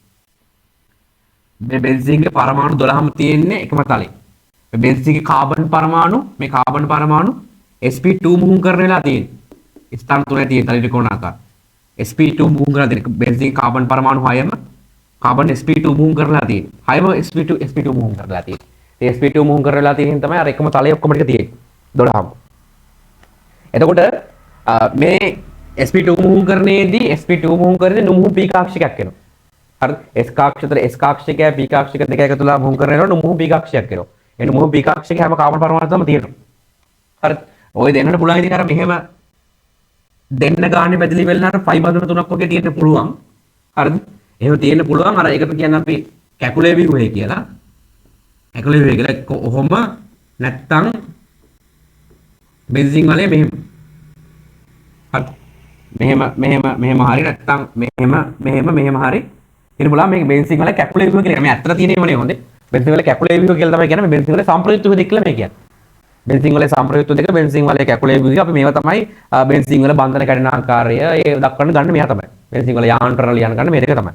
බෙන්සින් වල ඇත්තම එක තියෙන්නේ එතකොට මේ නුමුහුන් p කාක්ෂික 6 උඩිනුයි යටුනුයි අර මම කලින් කිව්වා වගේ උඩිනුයි යටුනුයි බැදිලා අහු වලාවක් තමයි තියෙන්නේ. හරි මේ උඩින් යටුනුයි බැදෙන එක තමයි මේ බැක්කුවේ පාටින් අපහැදිලි වෙන පුළුවන් රූපය. උඩින් 6 මෙහෙම බැදිලා තියෙනවා යටින් 6 බැදිලා තියෙනවා. හරි අපි ඔකට කියනවා පයි බන්ධන වලාව කියලා. ඔය පයි බන්ධන වලාවෙන් හින්දා අමතර ස්ථායීතාවයක් තියෙනවා මේ බෙන්සින් වලයට. අපි කියනවා ඇරොමැටික් ස්ථායීතාවයක් තියෙනවා කියලා. ඇරොමැටික් ස්ථායීතාවයක් කියලා තියෙනවා බෙන්සින් වලට මේ පයි බන්ධන වලාවෙන්. එතකොට දරුවෝ දැන් ඔය ඉලෙක්ට්‍රොෆයිල් ඇවිල්ලා මේ ආදේශ වෙන්න ගියොත් මේ ආකලනය වෙන්න ගියොත් ආකලනය වෙනවා කියලා කියන්නේ දරුවෝ ආකලනය වෙන්න නැති මේ වලාව කඩන්න ඕන. හොඳේ. මේ වලාව කඩලා තමයි මේකට ආකලනය වෙන්න පුළුවන් වෙන්නේ. ඉතින් එහෙම මේ වලාව තිබීම නිසා බෙන්සින් වල අමතර ස්ථායීතාවයක් තියෙනවා. අපි කියන ඇරොමැටිකතා ස්ථායී ශක්තියක් තියෙනවා කියන්නේ. ඉතින් කියන්නේ ඒ ශක්තිය නිසා තමයි අර මේක මෙහෙම චක්‍රයක් විදිහට තියෙන්නේ. ඉතින් අර මේක ඇවිල්ලා සාමාන්‍ය ඉලෙක්ට්‍රොෆයිල් ඇවිල්ලා මේකට පහර දීලා කඩන්න යන්නේ නැහැ. කඩලා ගියොත් මේ අස්ථායී භාවයක් ඇති වෙනවා. කඩන්න යන්නේ මොකද මේ ඉවත් වීමෙන් ඉලෙක්ට්‍රොෆයිල් වල ආදේශනයක තමයි වෙන්නේ. ආදේශනයක වෙන්නේ. ඒතර බෙන්සින් වල ලාක්ෂණික ප්‍රතික්‍රියා බෙන්සින් දක්වන ප්‍රතික්‍රියා වර්ගය තමයි ඉලෙක්ට්‍රොෆිලික ආදේශ. හරිද? අපි ඒක සංකේතවත් කරන SE කියලා. හරි? ඉලෙක්ට්‍රොෆයිල් සබ්ස්ටිටියුෂන් ඉලෙක්ට්‍රොෆිලික ආදේශ. දැන් කටපාඩමින් තොරව තර්ක කරලා ගන්න විදිය පෙන්නනවා බෙන්සින් වල ක්‍රියා ගතිය ධනික ආකර්ෂණය වුණා ආදේශ වුණා. ඉලෙක්ට්‍රොෆිලික ආදේශ තමයි බෙන්සින් වල ප්‍රතික්‍රියා වර්ගය. ඒක ඕකේ. හරි. ඒක කිසි ප්‍රශ්නයක් නැත. එතකොට අපි මේ 19 වෙනි ප්‍රශ්නේ අහලා තියෙන්නේ බ්‍රෝමෝ බෙන්සීන් නියුක්ලියෝෆිලික ආදේශ ප්‍රතික්‍රියා කෙරෙහි ප්‍රතිරෝධතාවයක් දැක්වීමට හේතු. හරිද? නියුක්ලියෝෆිලික ආදේශ ප්‍රතික්‍රියා කෙරෙහි ප්‍රතිරෝධතාවයක් දැක්වීමට හේතු. දැන් උතර කේස තමයි දැන් නියුක්ලියෝෆිලික ආදේශ කියලා ගන්නකොට ආදේශ ප්‍රතික්‍රියාවට ප්‍රතිරෝධතාවයක් දක්වන්නේ නැහැ බෙන්සීන්. හරිද? බෙන්සීන් ප්‍රතිරෝධය දක්වන ආකල්න ප්‍රතික්‍රියාවලට. මොකද ආකල්නය කරගන්න බෑ. බෙන්සීන් වල අමතර ස්ථායීතාවක් නැතිලා යනවා. හරිද? ඊට නියුක්ලියෝෆිලික කෙරෙහි ප්‍රතිරෝධයක් දක්වනවා කියන එක ඕකේ. හරිද? ඉතින් ඍණ එකට ඍණ නියුක්ලියෝෆයිල් කියන එක කියවනේ වර්ග දෙකක් තියෙනවා. අපි ඕගනික් වලදී කතා කරන වර්ග දෙකක් තියෙනවා. මොකද වර්ග දෙක මේ කියන්නේ මේ අණු ආයන වලට පහර දෙන වර්ග දෙකක් ඉන්නවා. එක්කෙනෙක් ඉලෙක්ට්‍රොෆයිල් අනිත් එක්කෙනා නියුක්ලියෝෆයිල්. ඉලෙක්ට්‍රොෆයිල් කියන්නේ පොදුවේ ධන කණ්ඩක එකසර ඉලෙක්ට්‍රෝන වල ප්‍රතිග්‍රහණය කළ හැකි ඒවා. නියුක්ලියෝෆයිල් කියන්නේ දරුවෝනේ පොදුවේ අපි ඍණ කණ්ඩක කියලා කියනවා. පොදුවේ ඍණ කණ්ඩක කියලා කියනවා. අපි අර්ධ කිව්ව තමයි එකසර ඉලෙක්ට්‍රෝන වලක් ලබා දී හැකි ඒවා. එකසර ඉලෙක්ට්‍රෝන වලක් ලබා දී හැකි ඒවා. හරිද? එතකොට ඉතින් මේ ඍණ තියෙන තැනකට තව ඉලෙක්ට්‍රෝන දෙන්න යන්නේ නැහැ. දැන් නියුක්ලියෝෆයිල් කිසිලකවත් ආකර්ෂණය වෙන්නේ නැහැ. හරි. මේ ප්‍රශ්නෙට උත්තරේ විදිහට හරි උත්තරේ තියෙන D පොයින්ට් එක. බෙන්සින් වල ඉලෙක්ට්‍රෝන ගත්තේ ඉහළ බැවින් නියුක්ලියෝෆයිල් පහර දීමේ පුරතාව අඩු වීම. එතන ගතියක් තියෙන දර නියුක්ලියෝෆයිල් පහර දෙන්න යන්නේ නැහැ. හරි. ඒක ඕකේ. හරි. ඊට පස්සේ අනිත් ඒවා ගත්තට පස්සේදී දැන් B පොයින්ට් එක තියෙනවා බෙන්සීන්ගේ ඇරොමැටික් ස්ථායීතාව නැතිවීම කියලා. බෙන්සීන්ගේ ඇරොමැටික් ස්ථායීතාව නැතිවීම ආකල්න ප්‍රතික්‍රියාවක් වෙනවා. ඉතින් මෙතන කියන්නේ නියුක්ලියෝෆිලික ආදේශ ප්‍රතික්‍රියා කියලා අහන්නේ. ඒක සාධකයක් නියුක්ලියෝෆිලික ආදේශ ප්‍රතික්‍රියා කරේ ප්‍රතිරෝධතාවක් දැක්වීමට එතකොට මේ බෙන්සින් වල ඇරොමැටික් ස්ථායීතාව නැතිවීම කියන එක බලපන්නේ නැහැ. මොකද එතන ආදේශ කතාවක් නේ කියන්නේ. මේ පොයින්ට් එක වැරදි. ඊට කාබන් ක්ලෝරින් බන්ධනයේ ශක්තිවත් තිබෙන කාබන් ක්ලෝරින් බන්ධනයක් මේක කොහොමද සඳහන් වෙන්නේ නැහැ. ඒ සඳහන් වෙන්නේ බ්‍රෝමෝ බෙන්සින් ගැන. අද ඒක කිසි ඒ පොයින්ට් එකේ සම්බන්ධයක් නැහැ. බෙන්සින් චක්‍රීය අණුවක් වීම කියලා තියෙනවා. බෙන්සින් චක්‍රීය අණුවක් වීම කියලා. එතකොට මේ බෙන්සින් චක්‍රීය අණුවක් වීම කියන එක නියුක්ලියෝෆිලික ආදේශ ප්‍රතික්‍රියා කෙරෙහි ප්‍රතිරෝධතාවක් දැක්වීමට සාධකයක් වෙන්නේ නැහැ. හරි. ඒක සාධකයක් වෙන්නේ නැහැ. yes එතකොට ABC point 3 හරි ABC point 3 වැරදි D එක හරි උත්තරේ 5 කියලා තමයි එන්නේ. හරිද? 5 කියලා තමයි එන්නේ. ඒක ඕකේ. දැන් ඊට පස්සේ අර 11 වෙනි MCQ කට ආයෙ පාරක් ගියොත් එක්ලස් MC එක ගත්තොත් දැන් ඒකේ මේ කතාව තමයි හොඳට අහගන්න. දැන් මම පැහැදිලි කරන්න කිව්වේ මේ පොයින්ට් එක. අර ඒක අර බෙන්සීන් වල එතකොට මේ අර පළවෙනි පියවරේ තමයි විවරණය බලාගෙන ඉන්නේ එක්ලස් වලට ගිහිලා තියෙනවා විවරණය බලාගෙන ඉන්නේ. මුලින්ම නිර්ජලීය ඇලුමිනියම් ක්ලෝරයිඩ් එක CH3Cl දැම්මම පස්සේදී CH3 කාණ්ඩේ සම්බන්ධ වෙනවා. හරිද? එතනදී එතන ක්ලෝරින් කියලා කියන්නේ වික්‍රියකාරකයක් වුණත් එයා ඕතපරායමුකාරකයෙන් හින්දා තමයි පැරායස්ථානට CH3 සම්බන්ධ වෙන්නේ. අපි ඔය ඕතපරායමුකාරක ගුණ ඊට පස්සේ සක්‍රිය කාණ්ඩ වික්‍රිය කාණ්ඩ වෙන MCQ කතා කරමු. හරිද? දැන් මේ MCQ එක මම ඒක කතා කරන්න යන්නේ නැහැ. හරිද? ඒකින්ද හේතු කිව්වා හැබැයි ක්ලියල් කාණ්ඩය හැදෙන කාණ්ඩය වික්‍රියකාරකයක්. හැබැයි එයා ඕතපරායමුකාරකයෙන් තමයි පැරායස්ථානට CH3 කාණ්ඩය සම්බන්ධ වුනේ. ඒක ඕකේ. හරිද? මම ඉතින් කියලා දෙන්නේ මේ කතාව. දැන් මෙයාගේ මේ ලාක්ෂණික ප්‍රතික්‍රියා ඉලෙක්ට්‍රොලික ආදේශනේ. ඉලෙක්ට්‍රොලික ආදේශ අපිට ඉලෙක්ට්‍රොලික ආදේශ තමයි අපි පරිවර්තන වලට දාගන්නේ. සාමාන්‍ය තත්ත්වයට දෙවෙනි ඉලෙක්ට්‍රොලික ආදේශ. හැබැයි අපිට මෙයාට ඕන නම් ඉහළ උෂ්ණත්වය ඉහළ පීඩනය දීලා හොඳේ. ඉහළ උෂ්ණත්වය ඉහළ පීඩනය දීලා අතර මේ ඉහළ උෂ්ණත්වය ඉහළ පීඩනය දෙන මේ ප්‍රයිබන්ධන වල කඩන්න හරිනේ. ඒක අමතර ස්ථායි ශක්තිය තේරෙහිව මේ කඩන තමයි ඉහළ උෂ්ණත්වය ඉහළ පීඩනය දෙන්න ඕන. ඉහළ උෂ්ණත්වය ඉහළ පීඩනය දීලා අපිට ඕන නම් ඉලෙක්ට්‍රොලික ආකලන කරගන්න පුළුවන්. කරගන්න පුළුවන්. ඒ සාමාන්‍ය තත්ත්වයට වෙන්නේ නැහැ. හොඳේ ඉහළ උෂ්ණත්වය ඉහළ පීඩනය දෙන්න ඕන. අපි පරිවර්තන වලට පාවිච්චි කරන්න බෑ ඒක. හරිද? සාමාන්‍ය පාවිච්චි කරන්නේ නැහැ ඒක. ඉහළ උෂ්ණත්වය ඉහළ පීඩනය දීලා ඕන කරගන්න පුළුවන්. එහෙම ඒ ඉහළ උෂ්ණත්වය ඉහළ පීඩනය දීලා සිදු කරන ඉලෙක්ට්‍රොලික ආකලන ප්‍රතික්‍රියාවලින් එකයි සිලබස් එකේ තියෙන්නේ. ඒ හයිඩ්‍රජනීකරණය. හොඳේ. ඒ හයිඩ්‍රජනීකරණය මේ බෙන්සීන් වලේ මම අර ඒ ප්‍රතික්‍රියාව තමයි මෙතනින් කියලා දෙන්නේ. මෙයාට දැම්මම පස්සේදී මේක තියලා තියෙන රේන නිකල් උත්ප්‍රේරක H2 එක තව ඉහළ පීඩන උෂ්ණත්වය දෙන්න ඕනනේ. ඉහළ පීඩන ඉහළ උෂ්ණත්වය දෙන්න සාමාන්‍ය 150 සෙල්සියස් වගේ තමයි රිසෝස් බුක් එකේ තියෙන අගය. ඉහළ උෂ්ණත්වය දෙන්න ඕන. දුන්නාට පස්සේදී එයා පත් වෙනවා මේ බවට හරි. මේ බවට පත් වෙනවා. මේ බවට කියලා කියන්නේ මේ වගේක් හොඳේ. CC මේ හැමදාම H2 ගන්න තියෙන්නේ හරි. අවමක් නැහැ කියලා කියන්නේ H2 ගන්න. මුළු වලින් අදහස් වෙන්නේ කාබන් කියලා. එතකොට කාබන් ගේ තුන සංඛ්‍යාව අනුව ඊටු හයිඩ්‍රජන් පුරවන් යන්න ඕන. හයිඩ්‍රජන් පුරවන් යන්න ඕන. දැන් මේ එක්ලොස්ට්‍රීම් සීක්වුව එකටත් එතකොට මේ හයිඩ්‍රජනීකරණය දාගෙන තියෙනවා හරියට. හයිඩ්‍රජනීකරණය දාගෙන ඒක හරිනම් මේ ඉහළ උෂ්ණත්වය ඉහළ පීඩනය කරන්නත් ඕන. හරි රේන් නිකල් H2 එක ඒක දාන්නත් ඕන. හොඳේ. හරි ඊට පස්සේදී දැන් මෙහෙම වුණාට පස්සේ අපි මේ චක්‍රීය මේ වගේ ඒවා මේ චක්‍රීය මේ වගේ සංයෝග ගැන අපේ සිලබස් එක අපි කතා කරන්නේ නැහැ. මෙයා ඇලිෆැටික චක්‍රය කෙනෙක්. ඇලිෆැටික චක්‍රයේම අපේ සිලබස් එකේ කතා කරන්නේ නැහැ. හරිද? මෙයා ඇවිල්ලා ඇරොමැටික චක්‍රය කෙනෙක් බෙන්සීන් වලයි කියලා කියන්නේ. මෙයා ඇලිෆැටික චක්‍රය කෙනෙක්. මේ ඇලිෆැටික චක්‍රයේ සිලබස් එක කතා කරන්නේ නැහැ. කතා නොකරට දැන් අර අපි සාමාන්‍ය පරිදි ප්‍රේකීය දාම වලට කරන ප්‍රතික්‍රියාව මේකටත් කරන්න පුළුවන්. අර එකක් තමයි මෙතන අර Cl තියෙන එක. Cl තියෙන එක.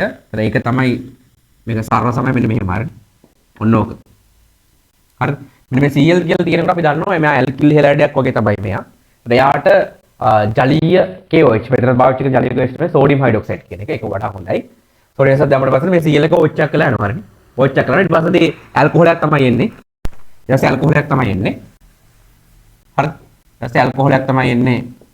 ජලීය දැම්මට පස්සේ ඇල්කොහොලයක් එන්නේ. එයාට ඊට පස්සේ ඇල්කොහොලයට පුළුවන් ඇල්කොහොලේ දැන් මේ ඇතුලේ තියෙන එක ඇන්තොති මෙතන තව එච්චක් තියෙනවා හරිද? එච්චක් තියෙනවා. අනිත් මේ එච්ච ගත්තේ නැහැ. ඊට මෙයාට එතකොට PCC දැම්මට පස්සේදී මෙයා කීටෝනයක් බවට පත් වෙනවා හරිද? ඔක්සිකරණය කරලා පස්සේ මෙයාට OH එකක් කළා ජලනෝක් ඉවත් වෙලා ගිහිල්ලා මෙතන දික්ත බඳුන එකක් එනවා. හරි දික්ත බඳුන එකක් එනවා. අර චක්‍රීය වහුරු රටින් තමයි මම මේ පොයින්ට් එක කියලා දුන්නේ. හරිද? පැහැදිලි කතාව. ඊට පස්සේ අපි යනවා 12 වෙනි MCQ එකට. හරිද? 12 වෙනි MCQ එකට යනවා. 12 වෙනි MCQ එකේ දරුවනේ තියෙන්නේ ඇල්කේන වල ප්‍රතික්‍රියාවක් තමයි තියෙන්නේ. හරිද? ඇල්කේන. එතන බෙන්සීන් උත් තියෙනවා. ඒතර ඇල්කේන ගත්තට පස්සේ දරුවනේ මම මෙතන පොඩ්ඩක් ඇල්කේන ගැන කතා කරනවා. ඇල්කේන ගත්තට පස්සේදී එයාගේ ද්‍රව්‍යතාවයක් එහෙම මුකුත් විශේෂ රසායනික ගුණයක් නැහැ. පයි බන්ධන හෝ ද්‍රව්‍යතාව කියන දාන අධික දාන පැත්තක් අධික රින පැත්තක් එහෙම කියන්නේ ද්‍රව්‍යතාවක් මුකුත් නැහැ. හරිද? ඒවා නිර්ද්‍රවීය සංයෝග තමයි තියෙන්නේ ඇල්කේන ගත්තට පස්සේදී. ඇල්කේන ද්‍රව්‍යතාවක් නැහැ. ඉතින් අර ඇල්කේනර දක්වන විශේෂ රසායනික ගුණයක් නැහැ ඇල්කේන වල. ඇල්කේන වල විශේෂ රසායනික ගුණයක් නැහැ. හරිද? ඒතර එයා ගත්තට පස්සේදී එයා දක්වන ප්‍රතික්‍රියාව වලට තියෙන්නේ එයා පාරජම්බුල කිරණ. විසරති කියලා තමයි පාර සිලබස් එකේ තිබ්බේ. ඇත්තටම පාරජම්බුල කිරණ. එයා පාරජම්බුල කිරණ හමුවේ ක්ලෝරිනීකරණය වෙන එක තමයි ක්ලෝරිනීකරණය එක තමයි අපේ සිලබස් එකේ තියෙන්නේ. ඊට අමතරව පාරජම්ලකරණයත් එක්ක බ්‍රෝමිනීකරණය වෙන්න පුළුවන් ඒක සිලබස් එකේ පිට. හරිද? අයඩිනීකරණය වෙන්නේ නැහැ. මොකද ඔය මේ විසිරත හිරුවල නැත්නම් පාරජම්ලකරණයත් එක්ක වෙන ප්‍රතික්‍රියාව වෙන්නේ මුක්ත කණ්ඩක හරහා. මේ මුක්ත කණ්ඩක සෑදීමක් සිදු වෙන්නේ නැහැ පරමාණු විශාල වීමත් එක්ක අයඩින් I2 වල. හරිද? එතකොට I2 එක ප්‍රතික්‍රියා කරන්න යන්නේ නැහැ. ඇල්කේන බ්‍රෝමින් එක ප්‍රතික්‍රියා කරනවා ක්ලෝරින් එක ප්‍රතික්‍රියා කරනවා. බ්‍රෝමින් අපි කතා කරන්නේ නැහැ. ක්ලෝරින් එක තමයි කතා කරන්නේ. හැබැයි ක්ලෝරින් වලට කතා කරලා පස්සේදී සේම්ම මේ විදිහටම බ්‍රෝමින් වලටත් වෙනවා ඇත. හරි පොඩි කතාවක් කිව්වේ. ඒත් ඇල්කේන විශේෂතාවයක් ගුණයක් නැහැ. එයා කරන්නේ හිරුලේ ශක්තිය. ඒකට අපි කියන්නේ පාරජම්බලකරණයත් එක්ක ක්ලෝරිනීකරණය වෙන එක තමයි අපේ සිලබස් එකේ තියෙන ප්‍රතික්‍රියාව. ඊට අමතරව බ්‍රෝමිනීකරණය තමයි. එතකොට අපිට මේ ඇල්කේන එකට හරිද? දැන් මම කියමු ක්ලෝරින් දානවා. හරිද? පාරජම්බලකරණයත් එක්ක. පාරජම්බලකරණයත් එක්ක දාමු. හරිද? එතකොට මෙයාත් එක්ක ප්‍රතික්‍රියාවක් මතක් කරනවා. හරි? ප්‍රතික්‍රියා කරලා ඉවර වෙලා පළ මිශ්‍රණයක් තමයි ලබා දෙන්නේ. පළ මිශ්‍රණයක් තමයි ලබා දෙන්නේ. ඒ කතාව තමයි අපේ සිලබස් එකේ තියෙන්නේ. ඒතර ඇල්කේන පාරජම්බලකරණය ක්ලෝරිනීකරණයටත් එක්ක අපේ සිලබස් එකේ තියෙන්නේ මෙතේන් කියන එක. හරි? මෙතේන් කියන එක ක්ලෝරිනීකරණය වෙන ප්‍රතික්‍රියාව තියෙනවා. ඒකේ යාන්ත්‍රණය තමයි අපිට තියෙන්නේ. ඒකේ යාන්ත්‍රණය අපිට තියෙනවා. එතකොට දැන් මෙතේන් හැර එතේන් ප්‍රොපේන් බියුටේන හැම එකම මේවත් එක මේ ඇල්කේන සියල්ලක්ම පාරජම්බලකරණයත් එක්ක ක්ලෝරිනීකරණය වෙනවා. හරිද? වෙනවා. හැබැයි අපිට සිලබස් එක අධ්‍යයනය කරන්න තියෙන්නේ. හරි සිලබස් එක අධ්‍යයනය කරන්න තියෙන්නේ මෙතේන් කියන කෙනා මීතේන් CH4 කියන කෙනා පාරජම්බලකරණයත් එක්ක ක්ලෝරිනීකරණය විතරයි. හරිද? මොකද හේතුව දැන් මේ පාරජම්බලත් එක්ක කිරට ක්ලෝරිනීකරණයේ ඵල මිශ්‍රණයක් තමයි ලැබෙන්නේ. ඒතර අපි එතේන් ප්‍රොපේන් බියුටේන් කියලා આવොත් අපි ඒ ඵල මිශ්‍රණය ඔක්කොම දන්නේ නැහැ. ඵලයක් දෙකක් වගේ අපිට හඳුනා ගන්න පුළුවන්. පැහැදිලි කතාව හඳුනා ගන්න පුළුවන්. එතකොට මෙයාගේ දැන් අපිට ඵල මිශ්‍රණය මම ගත්තොත් CH3Cl හරිද? CH2Cl2 ඊපස්සේ CHCl3 Cl4 මෙන්න ඵල මිශ්‍රණයක් තමයි ලැබෙන්නේ. හරිද? ඵල මිශ්‍රණයක් ලැබෙන්නේ. ඒක ඵල මිශ්‍ර ලැබෙන ආකාරය පැහැදිලි කරගන්න. ඒතර ඇල්කේන වලින් අපිට තියෙන එකම යාන්ත්‍රණය මෙතෙන් ක්ලෝරින් එක යාන්ත්‍රණය තමයි අපිට කතා කරන්න තියෙන්නේ. හරිද? එතකොට එයා තමයි ඇල්කේන කතා කරන්න තියෙන එකම යාන්ත්‍රණය. ඊට කතාව තමයි දරුවනේ අපිට මෙතෙන් හැර එතෙන් ප්‍රොපේන් බියුටේන් වගේ ආවොත් අපිට ලැබෙන ඵල මිශ්‍රණයම කියන්න බෑ. මේක ඵල මිශ්‍රණයම කියන්න බෑ. සේම් මේක දාන්නේ. ඵල මිශ්‍රණයම කියන්න බෑ. අපි ගන්න එතකොට අර CH3 CH2 Cl. අර එක එකක් අයින් වෙලා Cl එකක් සෙට් වෙන ප්‍රතික්‍රියාව තමයි අපි මෙතනින් පස්සේ එතෙන් ප්‍රොපේන් බියුටේන් හැම ඇල්කේනටම ගන්නෙ. අර ලැබෙන ඵල මිශ්‍රණය ඔක්කොම කියන්න අපි දන්නේ නැහැ. මොකද යාන්ත්‍රය අධ්‍යයනය කරන්න නැති හින්දා. අපිට අධ්‍යයනය කරන්න තියෙන්නේ මෙතෙන් වල ක්ලෝරිනීකරණ යාන්ත්‍රය විතරයි. පැහැදිලි කතාව. අසල් දැන් බ්‍රෝමින් එක පාරජම්බල කියලා දැක්කත් මේ සීන් එක තමයි CH3Br CH2Br කොහොම තමයි මේ විදිහට ලැබෙන්නේ. හැම ක්ලෝරිනයක් වෙනකොටම Br එකක් වෙන්නේ. අයඩින් එක පාරජම්බල කියන හැමෝේ අයඩිනීකරණය වෙන්නේ නැහැ ඇත. හරිද? මේකේ යාන්ත්‍රණය ගත්තට පස්සේදී මේකේ යාන්ත්‍රණය මම පියෝටික වලට අද මේ MC එකත් එක පැහැදිලි කරන්නම්. පැහැදිලි කරලා ඉවරලා විවරණෙත් උපයෝගී කරගෙන මේ MC එකට උත්තරයක් බලමු. හරිද? එතකොට මේකේ යාන්ත්‍රණය ගත්තට පස්සේ යාන්ත්‍රණයක් ගත්තට පස්සේදී කොටස් තුනකට බෙදෙනවා. දැන් මේකේ හැම යාන්ත්‍රණයක්ම කොටස් තුනකට බෙදෙනව නෙවෙයි. අර මේයාගේ යාන්ත්‍රණය අධ්‍යයනය කිරීම පාසල කොටස් තුනකට බෙදලා තමයි අපි අධ්‍යයනය කරන්නේ. හරිද? එතකොට මෙයාගේ යාන්ත්‍රණය කොටස් තුන තමයි දාම ආරම්භය. පළවෙනි එක. දාම ආරම්භයේදී වෙන දරුවෝ පාරජම්බල කියන හමුවේ. හරිද? හමුවේ මුක්ත කණ්ඩක ජනනය වීම තමයි වෙන්නේ. මුක්ත කණ්ඩක ජනනය වීම තමයි වෙන්නේ.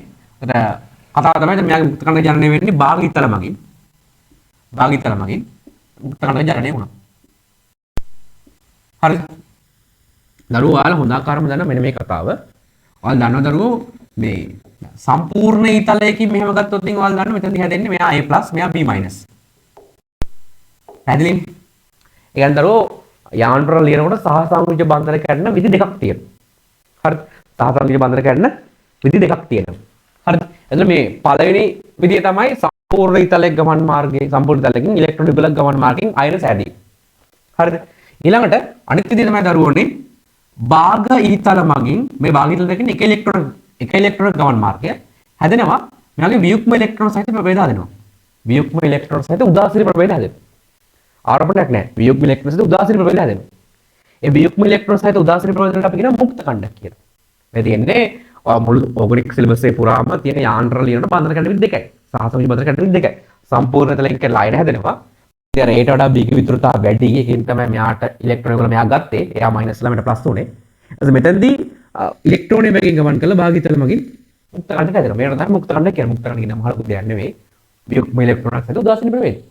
හරිද? yes පැහැදිලි කතාව.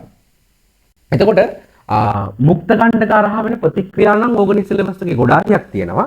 හැබැයි මුක්ත කණ්ඩක හරහා යාන්ත්‍රණයක් තියෙන අපි කතා කරන ඒවා තියෙන එකයි ඒ තමයි මේ යාන්ත්‍රය විතරයි. හරිද? ඔන්න මුක්ත කණ්ඩක හැදුණා. පළවෙනි දාම ආරම්භයේදී. දාම ප්‍රචාරණයේ දරුවෝ වෙන්නේ දාම ප්‍රචාරණය වෙන්නේ මුක්ත කණ්ඩක ආදේශ වෙමින් හරිද? මුක්ත කණ්ඩක ආදේශ වෙමින් ඉස්සරහට ප්‍රතික්‍රියා සිදු වෙනවා. හරිද? එතකොට කතාව තමයි මෙතන මම CH4 තියෙන්නේ. මම මේ යාන්ත්‍රණය එතකොට මේ පියවර දෙකක් වගේ මේක දරුවෝ මේ දාම් ප්‍රචාරණයේ පියවර හතරක් තියෙනවා. හරිද? මම ඔයාලට පියවර දෙකක් වගේ පැහැදිලි කරන්නම්. ඊට පස්සේ ඔයාලට මේ පිළිවෙලටම මිත්‍ර පියවර දෙකක් අරගන්න. අරගෙන ඔයා මේ යාන්ත්‍රණය ලියන්න මතක් කරගන්න මේ එක්ක හොඳේ. මොකද හේතුව දැන් ඉස්සරහ MC වලට මේකෙන් අහන්න පුළුවන්. ඔබට පාස් වෙන MC එක මේ යාන්ත්‍රණය එක එක පියවර වලින් අහලා තියෙනවා. හරිද? දාම ප්‍රචාරණය ගත්තට පස්සේදී මෙයාගේ විතර CH3 තියෙනවා. එතන H තියෙනවා. CL මුක්ත කණ්ඩකය මුලින් හැදලා තියෙන්නේ. ඊට පස්සේ උඩ මෙයා මෙතනට පයින්නවා. මෙතනට පයින්නවා. මෙතනට පයින්නවා. හරිද? H මුක්ත කණ්ඩකය CL මුක්ත කණ්ඩකය හැදෙනවා. එයා HCl හැදෙනවා. මෙතනදී CH3 මතට එක ඉලෙක්ට්‍රෝනයක් කරනවා. ඒක CH3 මුක්ත කණ්ඩකය හැදෙනවා. හරිද? එතන කතාව තමයි දරුවනේ දැන් අර මේ අපි යාන්ත්‍රණය පියවරත් අපි තර්ක කරනවා. දැන් මුලින්ම කියන්නේ CH4 එක Cl2 කෙලින් ප්‍රතික්‍රියා කරන්නේ නැහැ. හරිද? මොකද මෙයාගේ විශේෂ රසායන ගුණයක් නැහැ. අර හිරුවෙලේ ශක්තිය අරගෙන පාරජම්ල කිරණ ශක්තිය අරගෙන තමයි මේ වැඩේ කරන්නේ. එතන මුලින්ම CH4 එක Cl2 එක ප්‍රතික්‍රියා කරන්නේ නැහැ. එතන පාරජම්ල කිරණ ශක්තිය අරගෙන මුක්ත කණ්ඩක හදනවා. හදලා මුක්ත කණ්ඩක තමයි ඇත්තට ප්‍රතික්‍රියා කරන්නේ. හරිද? එතන මෙයා ඊට පස්සේ මොකද වෙන්නේ? මේ CH3 මුක්ත කණ්ඩකය ගත්තට පස්සේදී ඒ CH3 මුක්ත කණ්ඩකේ Cl2 අණුවක් එක්ක, ඒ කියන්නේ මේ මාධ්‍ය තියෙන Cl2 Cl2 ගෙන් Cl මුක්ත කණ්ඩක හැදලා ඉඳලා දෙවෙනි පියවර පටන් ගන්න.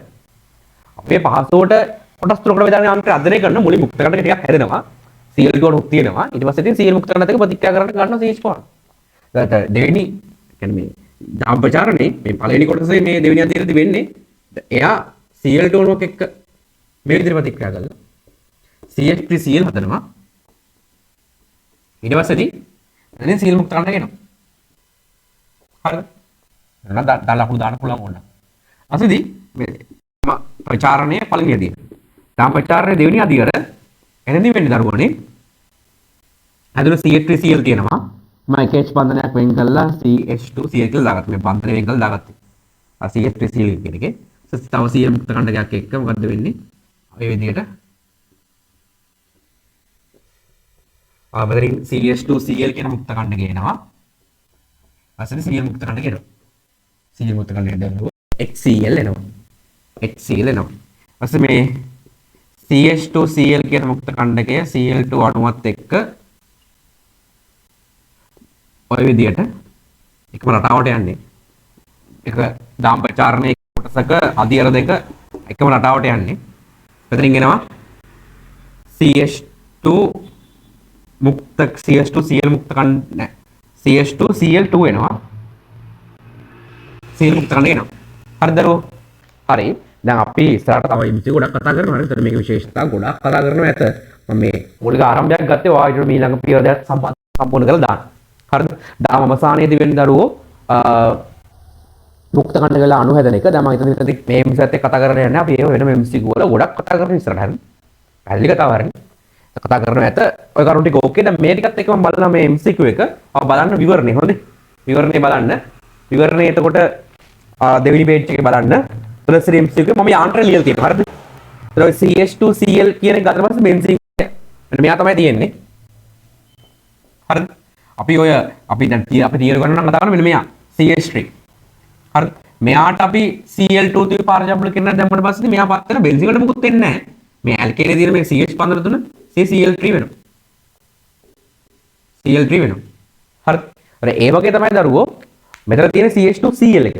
CH2 Cl එකට Cl2 තුයි පාරජම්බල කරන දැම්මොත් CH2 Cl එකත් කෙලින්ම CCl3 බවටම පත් වෙනවා ඇත. හරිද? එතකොට දැන් මෙතෙන් දරුවෝ මෙතන H3 Cl3ක් වෙන්න දාම් ප්‍රචාරණයේ කොටස් තුනක් යනවා. හරිද? එතකොට දැන් අපේ මේ ප්‍රශ්න තියෙන කෙනාගේ තියෙන්නේ මෙන්න මෙයා. ප්‍රශ්න කෙනාගේ තියෙන්නේ මෙන්න මෙයා. CH2 Cl.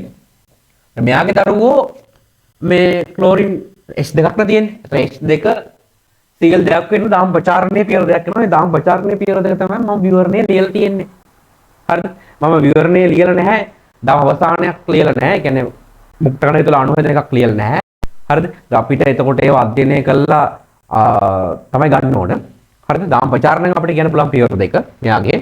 අසල දාම් ආරම්භයක් කියන්න පුළුවන්. දාම් ආරම්භය වෙන්නේ ඕනම එකක මෙයා තමයි වෙන්නේ. හරිද? එතකොට මම දාම් ආරම්භය මේක ලියලා නැහැ. හරිද? දාම් ප්‍රචාරණයේ පියවර දෙක ලියලා තියෙනවා. ඒ පියවර දෙකට අනුව එතකොට මුක්ත ප්‍රතික්‍රියාන්තරේ පැවතිය නොහැකි මුක්තකණ්ඩයක් හෝ ඵලයක් වන්නේ උත්තරේ 3 හරිනේ. උත්තරේ 3. කිසි ප්‍රශ්නයක් නැත. හරි. කිසි ප්‍රශ්නයක් නැත. ඊට පස්සේ දරුවනේ කතා තමයි ඔයාලා 13 වෙනි MCQ එකට. හරි 13 වෙනි MCQ එකේ තම දරුවෝ මම මේ විවරණීය ආශ්‍රයෙන් පැහැදිලි කරනවා ඇත. හරි. විවරණීය ආශ්‍රයෙන් පැහැදිලි කරනවා ඇත. හරිද? විවරණීය ආශ්‍රයෙන් පැහැදිලි කරනවා ඇත. ආගන්න දරුවෝ ඊට පස්සේදී ඒ කියන්නේ දරුවෝ 13 වෙනි MCQ එකේ තියෙන්නේ හයිඩ්‍රෝකාබන් එක ඝන සෙන්ටිමීටර් 100ක් ඔක්සිජන් ඝන සෙන්ටිමීටර් 600ක සම්පූර්ණ දහනය කළ විට. කියන්නේ හයිඩ්‍රෝකාබන් ඝන සෙන්ටිමීටර් 100 සම්පූර්ණ දහනය කළා ඔක්සිජන් ඝන සෙන්ටිමීටර් 600ක දහනය කළ විට කාබන් ඩයොක්සයිඩ් ඝන සෙන්ටිමීටර් 300ක් ජල වාෂ්ප ඝන සෙන්ටිමීටර් 400ක් සැදුරු කියලා තියෙනවා. අපි විවරණට බලගෙන ඉන්න දහනයෙන් පසුව ප්‍රතික්‍රියා නොකර ඉතිරි වූ ඔක්සිජන් ප්‍රමාණය ඝන සෙන්ටිමීටර් 100ලු. ඒ කියන්නේ දැන් මුඩින් කියලා තිබ්බ හයිඩ්‍රෝකාබන් ඝන 100 ඝන සෙන්ටිමීටර් 100ක් එක්ක ඔක්සිජන් 600ක සම්පූර්ණ දහනය කරා කියලා. එතකොට කියන්නේ ඔක්සිජන් තමයි එතකොට ඉතුරුලා තියෙන්නේ ඔක්සිජන් ඝන සෙන්ටිමීටර් 100ක් ඉතුරු වෙලා. සියලු පරිමා එකම උෂ්ණත්වයේ දිහා පිටදී මනලදී හයිඩ්‍රෝකාබනේ සූත්‍රය වනුවේ කියලා තමයි දරුවනේ අහන්නේ. හරිද? එතකොට කතාව තමයි දරුවනේ හරිද? දැන් මෙතනදී පාවිච්චි වෙන්නේ එකම උෂ්ණත්වයේදී පිටදී මැන්නයි කියලා තියෙනවනේ. මෙතනදී පාවිච්චි වෙන්නේ අවගාඩ්‍රෝ නියමය තමයි පාවිච්චි වෙන්නේ. දැන් අවගාඩ්‍රෝ නියමය කියන්නේ එකම උෂ්ණත්වයේදී පීඩනයේදී සමාන පරිමාණ තුළ සමාන අණු ගණනක් අඩංගු වේ කියලා. අපි ගණන් හදනකොට ඔක යොදාගන්නේ එකම උෂ්ණත්වයක පීඩනයේදී පරිමාණුපාතය මවුල් අනුපාතයට සමානයි. පරිමාණුපාතය මවුල් අනුපාතයට සමානයි කියලා තමයි පාවිච්චි කරන්නේ. හරිද? දැන් මම ඒක තවත් කිසියම් වෙලාවකදී ඔප්පු කරලා පන්තියේදී ගන්නවා. මෙතනදී මම මේ නිගමනය ඔප්පු කරලා ගන්න හදන විදිය තමයි පොඩ්ඩක් කියන්නේ. ඒතර විවරණයක් බලා ගන්න. මේ MCQ-ේදී අපිට දරුවනේ එක MCQ එකකින් අර ආවරණය කරන්න පුළුවන් ප්‍රශ්නයක් තියෙනවා. හරිද? මුළු පාඩම එක MCQ එකකින් ආවරණය කරන්නේ නැහැ. මේ ක්‍රමානුකූල පේපර් MCQ 25ක් MCQ පේපර් 30ක් දක්වා යන දරුවන්ට. MCQ පේපර් 25ක් 30ක් දක්වා යනකොට ක්‍රමානුකූල තමයි දැනුම වැඩි කරන්නේ. අපි එක MCQ එකකින් කිසියම් අල්ලන ප්‍රමාණයක් තියෙනවා. ඔය අල්ලන කාර්යය තමයි දා ගන්න ඕනේ. පැහැදිලි කතාව. එතකොට ඉබේටම යද්දී පාඩමේ හැම අස්සක් මුල්ලක් නෑරම ආවරණය වෙනවා ඇත. පැහැදිලි කතාව. හරිද? මේකෙදී මම යොදාගන්නේ අපි ගණන් වලදී එක උෂ්ණත්ව පීඩනයේදී නම් පරිමාණුපාතය සමානයි මවුලුපාතය කියන එක. ඒ කියන විදිහත් මම ඔප්පු කරලා පෙන්නන්නම්. අර අවගාඩ්‍රෝ නියමයේ කියන එකම තමයි. සමාන පරිමාණ තුළ සමාන ගණනක් අඩංගු වේ කියන කතාවම තමයි මවුලුපාතය සමානයි පරිමාණුපාතය කියන එකේ තියෙන්නේ. හරිද? අපි පෙන්නන්නම්. එහෙම තමයි යොදාගන්නේ. දරුවම මේකේ විවරණය බලා ගන්න. ආරම්භක පරිමාණ දාලා තියෙනවා 100 600 300 400. ප්‍රතික්‍රියක පරිමාණ දාලා තියෙනවා 100. ඔක්සිජන් වලින් ඉතුරු වෙනවනේ දරුවෝ 100. ඒක අඩු කරාම 500. හරිනේ. 500 300 400. ඊට පස්සේ පරිමාණුපාතය ගත්තා. පරිමාණුපාතය මවුලුපාතයට අරන් ගියා. මවුලුපාතයට අරන් ගියාට පස්සේදී අර දැන් අපි ඔක තව එකක් දෙයක් තියෙනවා දරුවෝ. හරිද? දැන් හයිඩ්‍රෝකාබනයක් දහනය කියලා කිව්වොත් දරුවෝ සාධාරණව ඒකේ දහන ප්‍රතික්‍රියාව ලියා ගන්න ඕනේ. අර ඒක සිම්පල් දෙයක්. හරිද? ඔයයි දැන් ඔයාලට මේ එම්ස් එකක් කරදුනා නම් ඔයයි පොයින්ට් එක උඩ දාගන්න. හරිද? ඔයාලා ලියා ගන්න ඕන විවරණේ. හරිද? මොකද හයිඩ්‍රෝකාබන දහනයක් ගැන කියනවා නම් ඔයා අනිවාර්යයෙන්ම ලියා ගන්න ඕන. ඒ හයිඩ්‍රෝකාබනේ දහන ප්‍රතික්‍රියාව. සාධාරණව ලියා ගන්න ඕන. හරිද? හයිඩ්‍රෝකාබනේ තියෙන්නේ H2 Y2 විතරයි. CXHY කියලා මම විවරණේ සාධාරණව අරගෙන තියෙනවා හයිඩ්‍රෝකාබනේ. හයිඩ්‍රෝකාබනේ දහනය කියලා කිව්වොත් මට අන්කල එක ලියා ගන්න. හරි. ලියා ගන්නවා ඇත. හරිද? අපි මෙතන ඉස්සරහට කරලා ගණන් හදනවා CXHY විතරක් නෙවෙයි දරුවෝ. හරිද? CXHY විතරක් නෙවෙයි CXHY ඉස්සෙල් දාලා අපි තුනද කරනවා. හරිද? එහෙනම් හයිඩ්‍රෝකාබනයක් නෙවෙයි කාබන් හයිඩ්‍රජන් ඔක්සිජන් තියෙන කාබනික සංයෝගයක්. ඒ වගේ ඒවා දහනේව අපි කතා කරනවා. එතන මෙතනදී CXHY හරිද?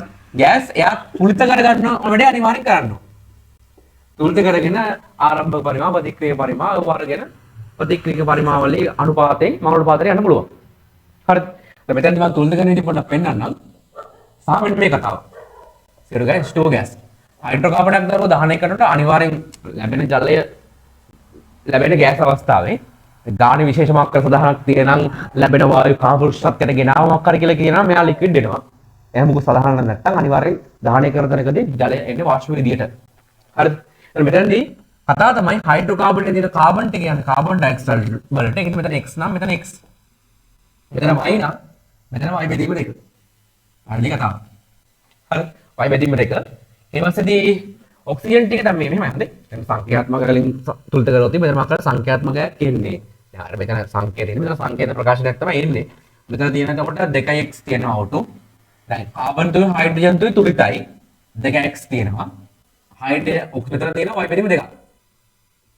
හරිද? y බෙදීම දෙකක් තියෙනවා. දැන් ඕක දෙකෙන් බෙදලා වෙන ගා ගන්න ඕන. මොකද දෙකෙන් ගුණ වෙනවා මෙතන. දැන් x දාන y බෙදීම හතර තමයි එන්නේ. ඔය දුල්ද කරේ හරිද? ඕකේ ආරම්භ පරිමා ප්‍රතික්‍රියා පරිමා පරිමාණුපාතය ගත්තා මරණපාතය ගත්තා.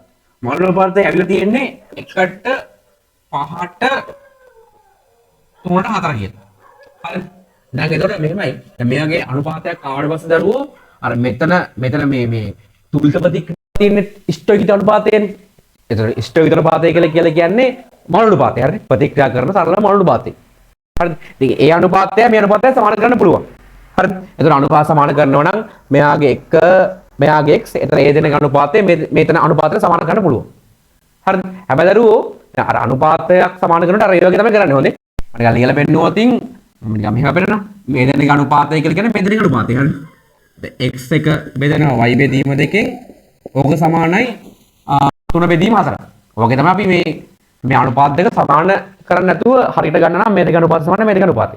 මෙතන තියෙන්නේ ප්‍රතික්‍රියා අනුපාතය මෙතන තියෙන්නේ ප්‍රතික්‍රියා අනුපාතයේ හින්දා අපිට මෙතන අනුපාතයක් මේ අනුපාතයට සමාන කරන්න පුළුවන්.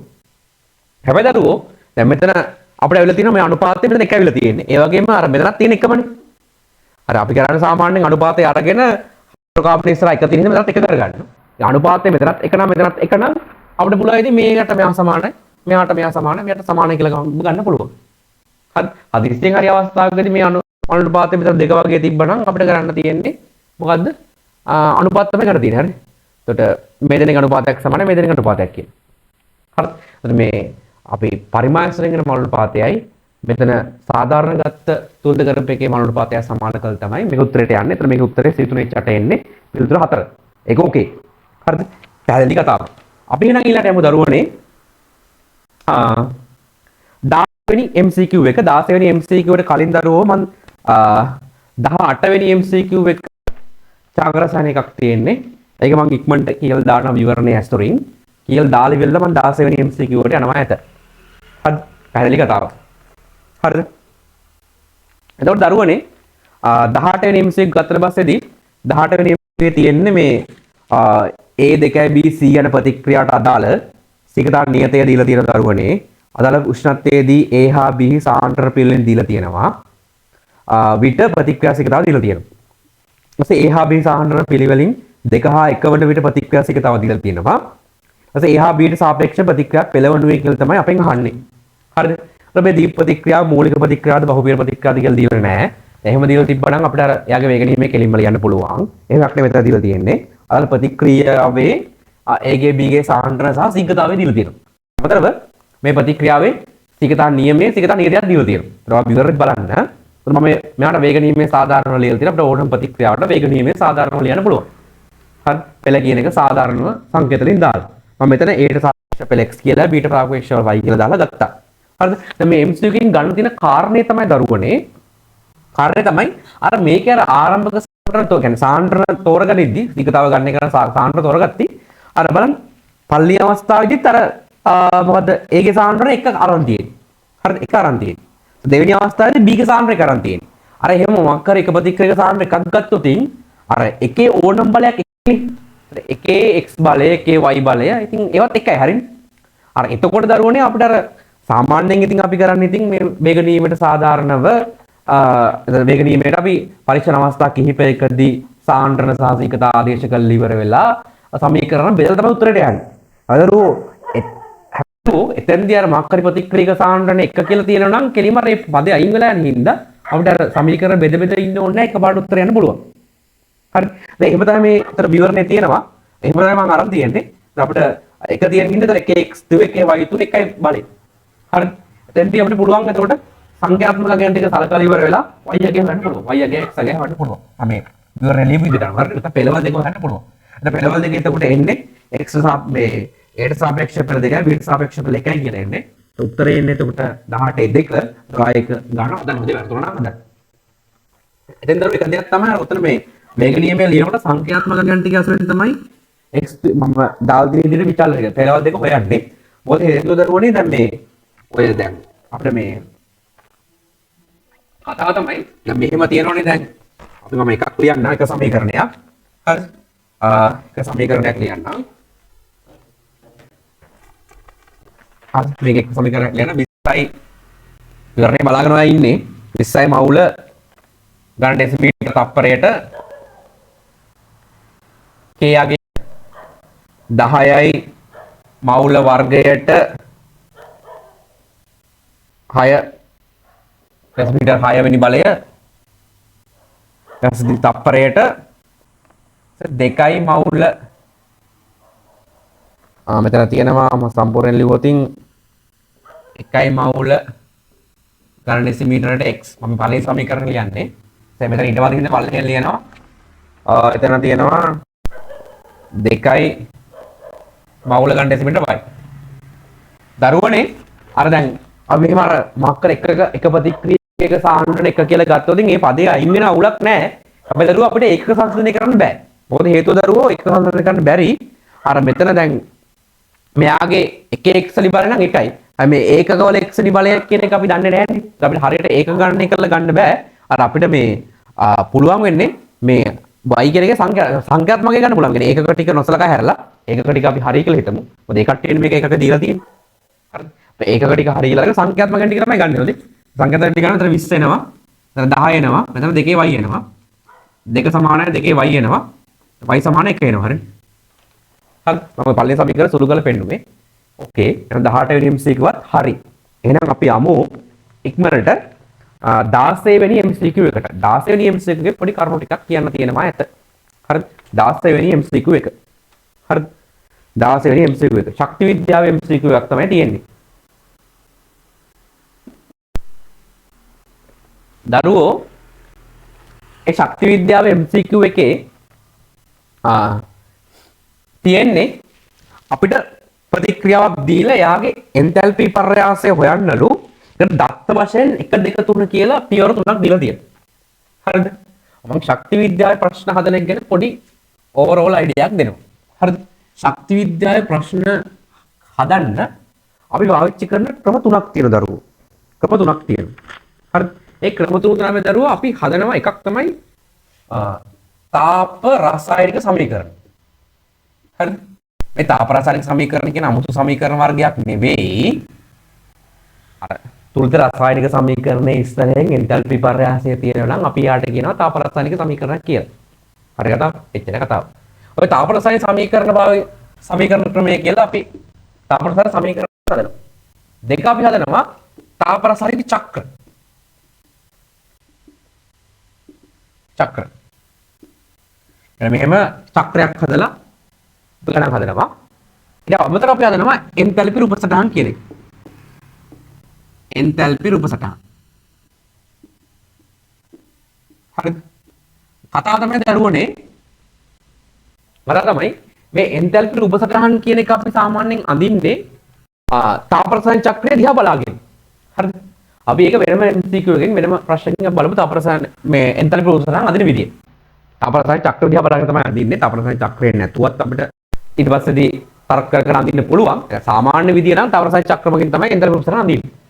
ඒක අදහස් දෙන්නේ නැහැ ඔයාලට තාප රසායන චක්‍රය ඇතුළේ එන්තැල්පි රූප සටහන් අඳින්න ඕනේ කියලා. එහෙම කරනවා වඩා පහසුයි. අර අපි මුලින් එන්තැල්පි රූප සටහන් කරුණු ටික ඉගෙන ගත්තට පස්සේදී එකවරම එන්තැල්පි රූප සටහන් අඳින්න පුළුවන්. ප්‍රශ්නයක් නැත. කොහොම හරි එන්තැල්පි රූප සටහන ගැන පස්සෙ කතා කරනවා. අපි ඒක සාමාන්‍යයෙන් අඳින්නේ මේ තාප රසායන චක්‍ර දිහා බලාගෙන. ඒක ඕකේ. හරිද? ඊළඟටදී ඔන්න මේ ක්‍රම දෙක තියෙනවා. හරිද? මේ ක්‍රම දෙක තියෙනවා. කතාව තමයි දරුවෝ මේ තාප රසායන සමීකරණ ක්‍රමය සහ තාප රසායන චක්‍ර ක්‍රමය. හරිද? ඉතින් දරුවෝනේ මෙහෙමයි. මේ සමස්ත ක්‍රම තුනටම බලපාන හෙස් නීමේ. හෙස් නීමේ බලපාන. සමස්ත ශක්ති විද්‍යාව පුරා පාවිච්චි කරන හෙස් නීමේ කියන එක. හරිද? SDMA කියන ගත්තට පස්සේදී ඒක බලපන්න අවස්ථා ශිතයක් කීම කියන එක තමයි පාඩම් පුරාම අපේ නිකන් වැදගත් වෙන්නේ. අවස්ථා ශිතය කියලා කියන්නේ දරුවෝ ඒ අදාළ ගුණය වෙනස් වෙන්නේ පද්ධතිය ආරම්භක සහ අවසාන තත්ත්ව වෙනස් වුණොත් විතරයි. හරිද? ඒ වගේ පද්ධතිය ආරම්භක සහ අවසාන තත්ත්ව මත පදාපවතින ඒවට කියනවා අපි අවස්ථා ශිත කියලා. හරිද? එතකොට එන්තැල්පි ගත්තත් එන්ට්‍රොපි ගත්තත් ගිශ්‍රප්තිය ගත්තත් පද්ධතියක අවස්ථා ශිත තමයි. හරිද? ආරම්භක සහ අවසාන තත්ත්ව මත තමයි පදාපවතින්නේ. එතකොට ඔන්න ඔය ගුණය උපයෝග කරගෙන SDMA කියන අර්ථයක් කරලා තියෙනවා. අද SDMA කියන්නේ මොකද්ද? SDMA කියලා අර්ථයක් කරලා තියෙනවා. හරිද? SDMA කියන්නේ මොකද්ද කියන එක අපි විදි දෙකකට කියනවා. හරිද? ඒ විදි දෙකකට කියනකොට ඒ විදි දෙකෙන් එක විදියක් තමයි දරුවෝ හොඳට හදන්න. එක විදි දෙකකට කියනවා. එක විදියක් තමයි අපි කියනවා කිසියම් ප්‍රතික්‍රියාවක එන්තල්පි පර්යාසය කියන එක සමාන වෙනවා.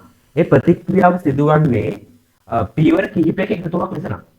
හරි? ඒ ප්‍රතික්‍රියාව සිදුවන පියවර කිහිපයක එකතුවක් ලෙස නම් ඒ එක් පියවරෙන් එක් පියවරවල එන්තල්පි පර්යාස වල එකතුව sorry එක් පියවරවල එන්තල්පි පර්යාස වල එකතුව සමස්ත ප්‍රතික්‍රියාවේ එන්තල්පි වලට සමාන වෙනවා. ඔන්න SDMA කියන එක විදියක්. ඔබ මෙහෙම ඔයාලට පැහැදිලි කරන්න ඒක ලේසි. හරිද? ඔයා හිතන්න A 2B C ධන D කියන ප්‍රතික්‍රියාවක් තියෙනවා කියලා. හරිද? ඔක තමයි ප්‍රතික්‍රියාව. ওই ප්‍රතික්‍රියාව වෙන්නේ අපි හිතමු A ධන B C ප්‍රතික්‍රියාවයි B ධන D කියන ප්‍රතික්‍රියාවයි මෙන්න මේ පියවර දෙකෙන් තමයි වෙන්නේ. අර මේ දෙක එකතුවක් විදිහට තමයි වෙන්නේ. يعني චාලකසයි බහුපියවර ප්‍රතික්‍රියාවයි. මේ දෙක එකතු කරාම මෙහා එනවා හරිද? A එනවා 2B එනවා C ධන D එනවා. හරි. අපිට මෙයාගේ එන්තල්පි පර්යාසය x කිලෝජූල් මවුලයට නම් මෙයාගේ එන්තල්පි පර්යාසය y කිලෝජූල් මවුලයට නම් මෙයාගේ එන්තල්පි පර්යාසය x ධන y කිලෝජූල් මවුලයට. ඔය දරුවනේ හේස් නියමය කියන එක විදියක්. හරිද? කිසියම් ප්‍රතික්‍රියාවක් පියවර ගණනාවක් ඔස්සේ වෙනවා නම් ඒ පියවර ගණනාවේ එකතුව ඒ පියවර ගණනාවේ එන්තල්පි පර්යාස වල එකතුව සමස්ත එන්තල්පි පර්යාස සමාන වෙනවා. හරිද? ඔය හේස් නියමය කියන එක විදියක්. ඔන්න ඔය විදියට තමයි මෙන්න මේ විදිහට ගණන් කරන එක. يعني කිසියම් ප්‍රතික්‍රියාවක එන්තල්පි පර්යාසය පියවර ගණනාවක එන්තල්පි පර්යාස එකතු කරලා ගන්න විදියට තමයි අපි තාප රසායනික ක්‍රමය කියලා කියන්නේ. හරිද? සමහර ප්‍රශ්න තියෙනවා තාප රසායනික ක්‍රමයෙන් හදලා පට්ට ලේසියි. ටක් ගාලා අපිට පේනවා පියවර ප්‍රතික්‍රියා ටික එකතු කරලා අඩු කරලා එහෙම කරලා ටක් ගාලා මෙයා එන විදිහ පේනවා. හරිද? يعني එකතු කරලා ගන්නවා කියලා තමයි කියන්නේ. එතකොට අපි ඒක අඩු කිරීමක් විතර දාගන්න පුළුවන්. අපි ඒක මේ ප්‍රශ්නෙත් එක්ක බලමු. හරිද? කොහොම හරි කතාව කියන්නේ මේ පියවර ටික එකතු කරාම සමස්ත ප්‍රතික්‍රියාව වෙනවා. එහෙම වෙනවා නම් මේ එන්තල්පි පර්යාස එකතුව මෙයාගේ එන්තල්පි වලට සමානයි. ඔය S නියමය කියන එක විදියක්. හරිද? ඔන්න ඔය විදියට අනුව තමයි මේ තාප රසායන චක්‍රය මේක හැදලා තියෙන්නේ. හරිද? අනිත් එක තමයි දරුවෝ දෙවෙනි විදිහට කියන එක තමයි පද්ධතියේ ආරම්භක සහ අවසාන අවස්ථාව එකම නම් කුමන මාර්ගයක් ඔස්සේ ගියත් සමස්ත එන්තල්පි පර්යාසය වෙනසක් වෙන්නේ නැහැ කියලා තමයි කියන්නේ. ඒ අයිඩියා එක තමයි දරුවෝ තාප රසායන චක්‍ර හදන්න ගන්න. ඒ SDMA අර්ථ දක්වන ওই දෙවෙනි විදිහට අනුව තමයි අපි තාප රසායන චක්‍ර කියලා හදන්න ගන්නේ. දැන් අපි මෙයාටම තාප රසායන චක්‍රයක් හදන්න ගියොත් A ධන 2B C ධන D කියලා ප්‍රතික්‍රියාව තියෙනවා. මට පුළුවන් විතර A ධන B කින් හදනවා C. හරිද? A ධන B කින් C හදනවා. ඒතර වැඩිපුර තිබ්බ B එක එහෙම තියෙනවා. වැඩිපුර B එක එහෙම තියෙනවා. ඊට පස්සේ මෙතනට යනකොට B ධන D තමයි හැදෙන්නේ. මෙතන තිබ්බ C එක එහෙම තියෙනවා. හරිද? මම පෙන්නුවේ තාප රසායන චක්‍රයක් හදන විදිය. හරිද? දැන් ওই විදි දෙකකින් S නියමයේ කිව්වට දෙකේම කියන්නේ එක හොඳේ. අර මේ සමස්ත එක පියවර එකතු වල සමානයි. මෙතන කියන ආරම්භක සහ අවසාන තත් එක නම් කුමන මාර්ගයක් ඔස්සේ ගියත් එකයි කියලා. හරිද? මේ දෙකේම අවසාන හරය එකයි. අර කියන විදි දෙක තමයි මම කිව්වේ. ඒතර ඔය දෙවෙනි විදියට කියන එකෙන් තමයි අපි තාපරසායන චක්‍ර කියලා ක්‍රමයක් හදාගෙන තියෙන්නේ. පැහැදිලි මම ඔයාලට කියන කතාව. එතකොට තාපරසායන චක්‍ර ඇදලා තමයි එන්තල්පි රූපසටහන අදින්නේ. හරි. S නියමයේ කියන එක විදි දෙක හරි. ඒ විදි දෙකට අනුව තමයි මේ ක්‍රම දෙක හැදලා තියෙන්නේ. ඒකත් හරි. ඊට පස්සේදී එන්තල්පි රූපසටහන අදින්නේ තාපරසායන චක්‍ර දිහා බලාගෙන තනියම අදින්න පුළුවන්. ඒකත් හරි. දැන් මෙන්න මේ විදිය තියෙනවා. මෙන්න මේ විදියට දරුවෝ ගොඩක් සමහරලාට ප්‍රශ්න ලේසි වෙනවා. ළමයින්ගේ ඔළුවේම තියෙන තාපරසායන චක්‍ර කියලා විතරයි. සමහරලාට එතකොට මෙන්න මේ විදිහට ගණන් හදනකොට ලේසි වෙන විදිහකුත් තියෙනවා. හරිද? මම එතකොට මෙන්න මේ 16 වෙනි MCQ හැදුවේ මේ තාපරසායන චක්‍ර කියන ක්‍රමය. කිසියම් කෙනෙක්ට ඕනනම් තාපරසායන චක්‍රයක් හදලා ගණන් හදන්න පුළුවන්. හරි කිසි ප්‍රශ්නයක් නැහැ. මට අර තාපරසායන සමීකරණ කියන එක ලේසි කියලා පේනවා. ඒකින්ද මම එහෙම ගත්තා. හරි මේ ක්‍රමයෙන් ගත්තා. හරි දැන් ඔයා විවරණෙත් එක්ක බලන්න දරුවෝ. විවරණෙත් එක්ක බලන්න. හරිද? තව පියවර තුන තියෙනවා දරුවෝ.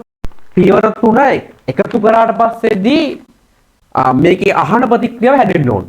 හරිද? මම එහෙම හැදෙන පස්සේ පියවර තුන වෙනස් කරලා තියෙනවා. කොහොමද මම කරලා තියෙන්නේ? හරිද? පළවෙනි පියවර දෙකෙන් ගුණ කරලා තියෙනවා. හරි? පළවෙනි පියවර දෙකෙන් ගුණ කරලා පළවෙනි පියවර දෙකෙන් කොට කරනකොට තාපරසායන සමීකරණ දරුවෝ මේ ලක්ෂණ ටිකක් තියෙනවා. හරිද? සමස්ත ප්‍රතික්‍රියා කිසියම් සංඛ්‍යාවකින් ගුණ කරවොතින් එන්තැල්පි පර්යාස චලත්‍යත් ඒ සංඛ්‍යාවෙන් ගුණ වෙනවා. ඒ අනුව විවරේ බලාගෙන ඉන්න ඔයා පළවෙනි පියවර දෙකෙන් ගුණ කරන් හින්දා එන්තැල්පි පර්යාසය 131 ගුණ කිරීම දෙක වුණා. ඊට පස්සේදී දෙවෙනි පියවර ගත්ත පස්සේදී දෙවෙනි පියවරේ මම එලෙසම යොදාගත්තා. තුන්වෙනි පියවර දෙපැත්ත මාරු කරා. හරිද? ඔය මම අර අඩු කරනවා කියලා කලින් දවස් කරේ අඩු කරනවා නෙමෙයි ඒක දෙපැත්ත මාරු කරා.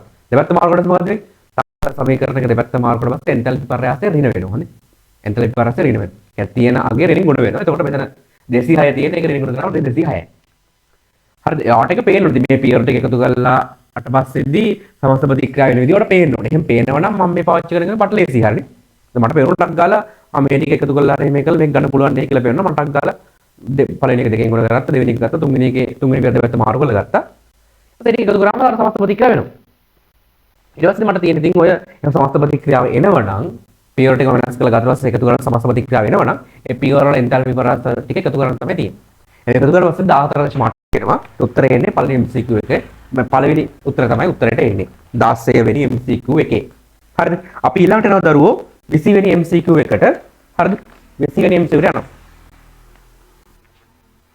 හරිද? 20 වෙනි MCQ එක. හරිද? හරි. වෙනි MCQ එකේ දරුවෝ තියෙන්නේ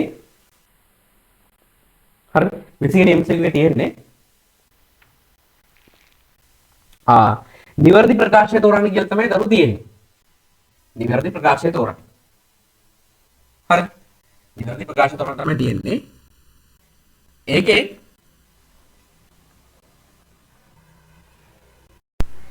කතාව තමයි නිවැරදි ප්‍රකාශය තෝරන්න තියෙන්නේ. ප්‍රතික්‍රියාවක සීඝ්‍රතාවය වැඩි වෙන සෑම විටම මෙහි අර්ධායු කාලය වැඩි වේ අඩු වේ කියලා තියෙනවා. සීඝ්‍රතා නියතය වැඩි වෙන සෑම විටම ප්‍රතික්‍රියාව අර්ධායු කාලය වැඩි වේ කියලා අඩු වේ කියලා තියෙනවා. කොහොමද අදගත් තියෙනවා. ඉතින් කතාව මේක දරුවෝ අහගන්න. අර්ධායු කාලය කියලා කියන්නේ දරුවෝ ආරම්භක සාන්ද්‍රණයේ අර්ධයක් කියන කතාවන කාලය. හරිද? ඒ අර්ධායු කාලය කියන එක යොදාගෙන අපිට පුළුවන් ප්‍රතික්‍රියාව සීඝ්‍රතාව අධ්‍යයනය කරන්න. එතන ඒකෙන් තමයි අර්ධායු කාලය කියන්නේ අර්ධක් වල තියෙන්නේ. අර්ධායු කාලය කියලා කියන්නේ කාලය සාන්ද්‍රණය සම්බන්ධ කරන මිනුමක්. මොකද්ද?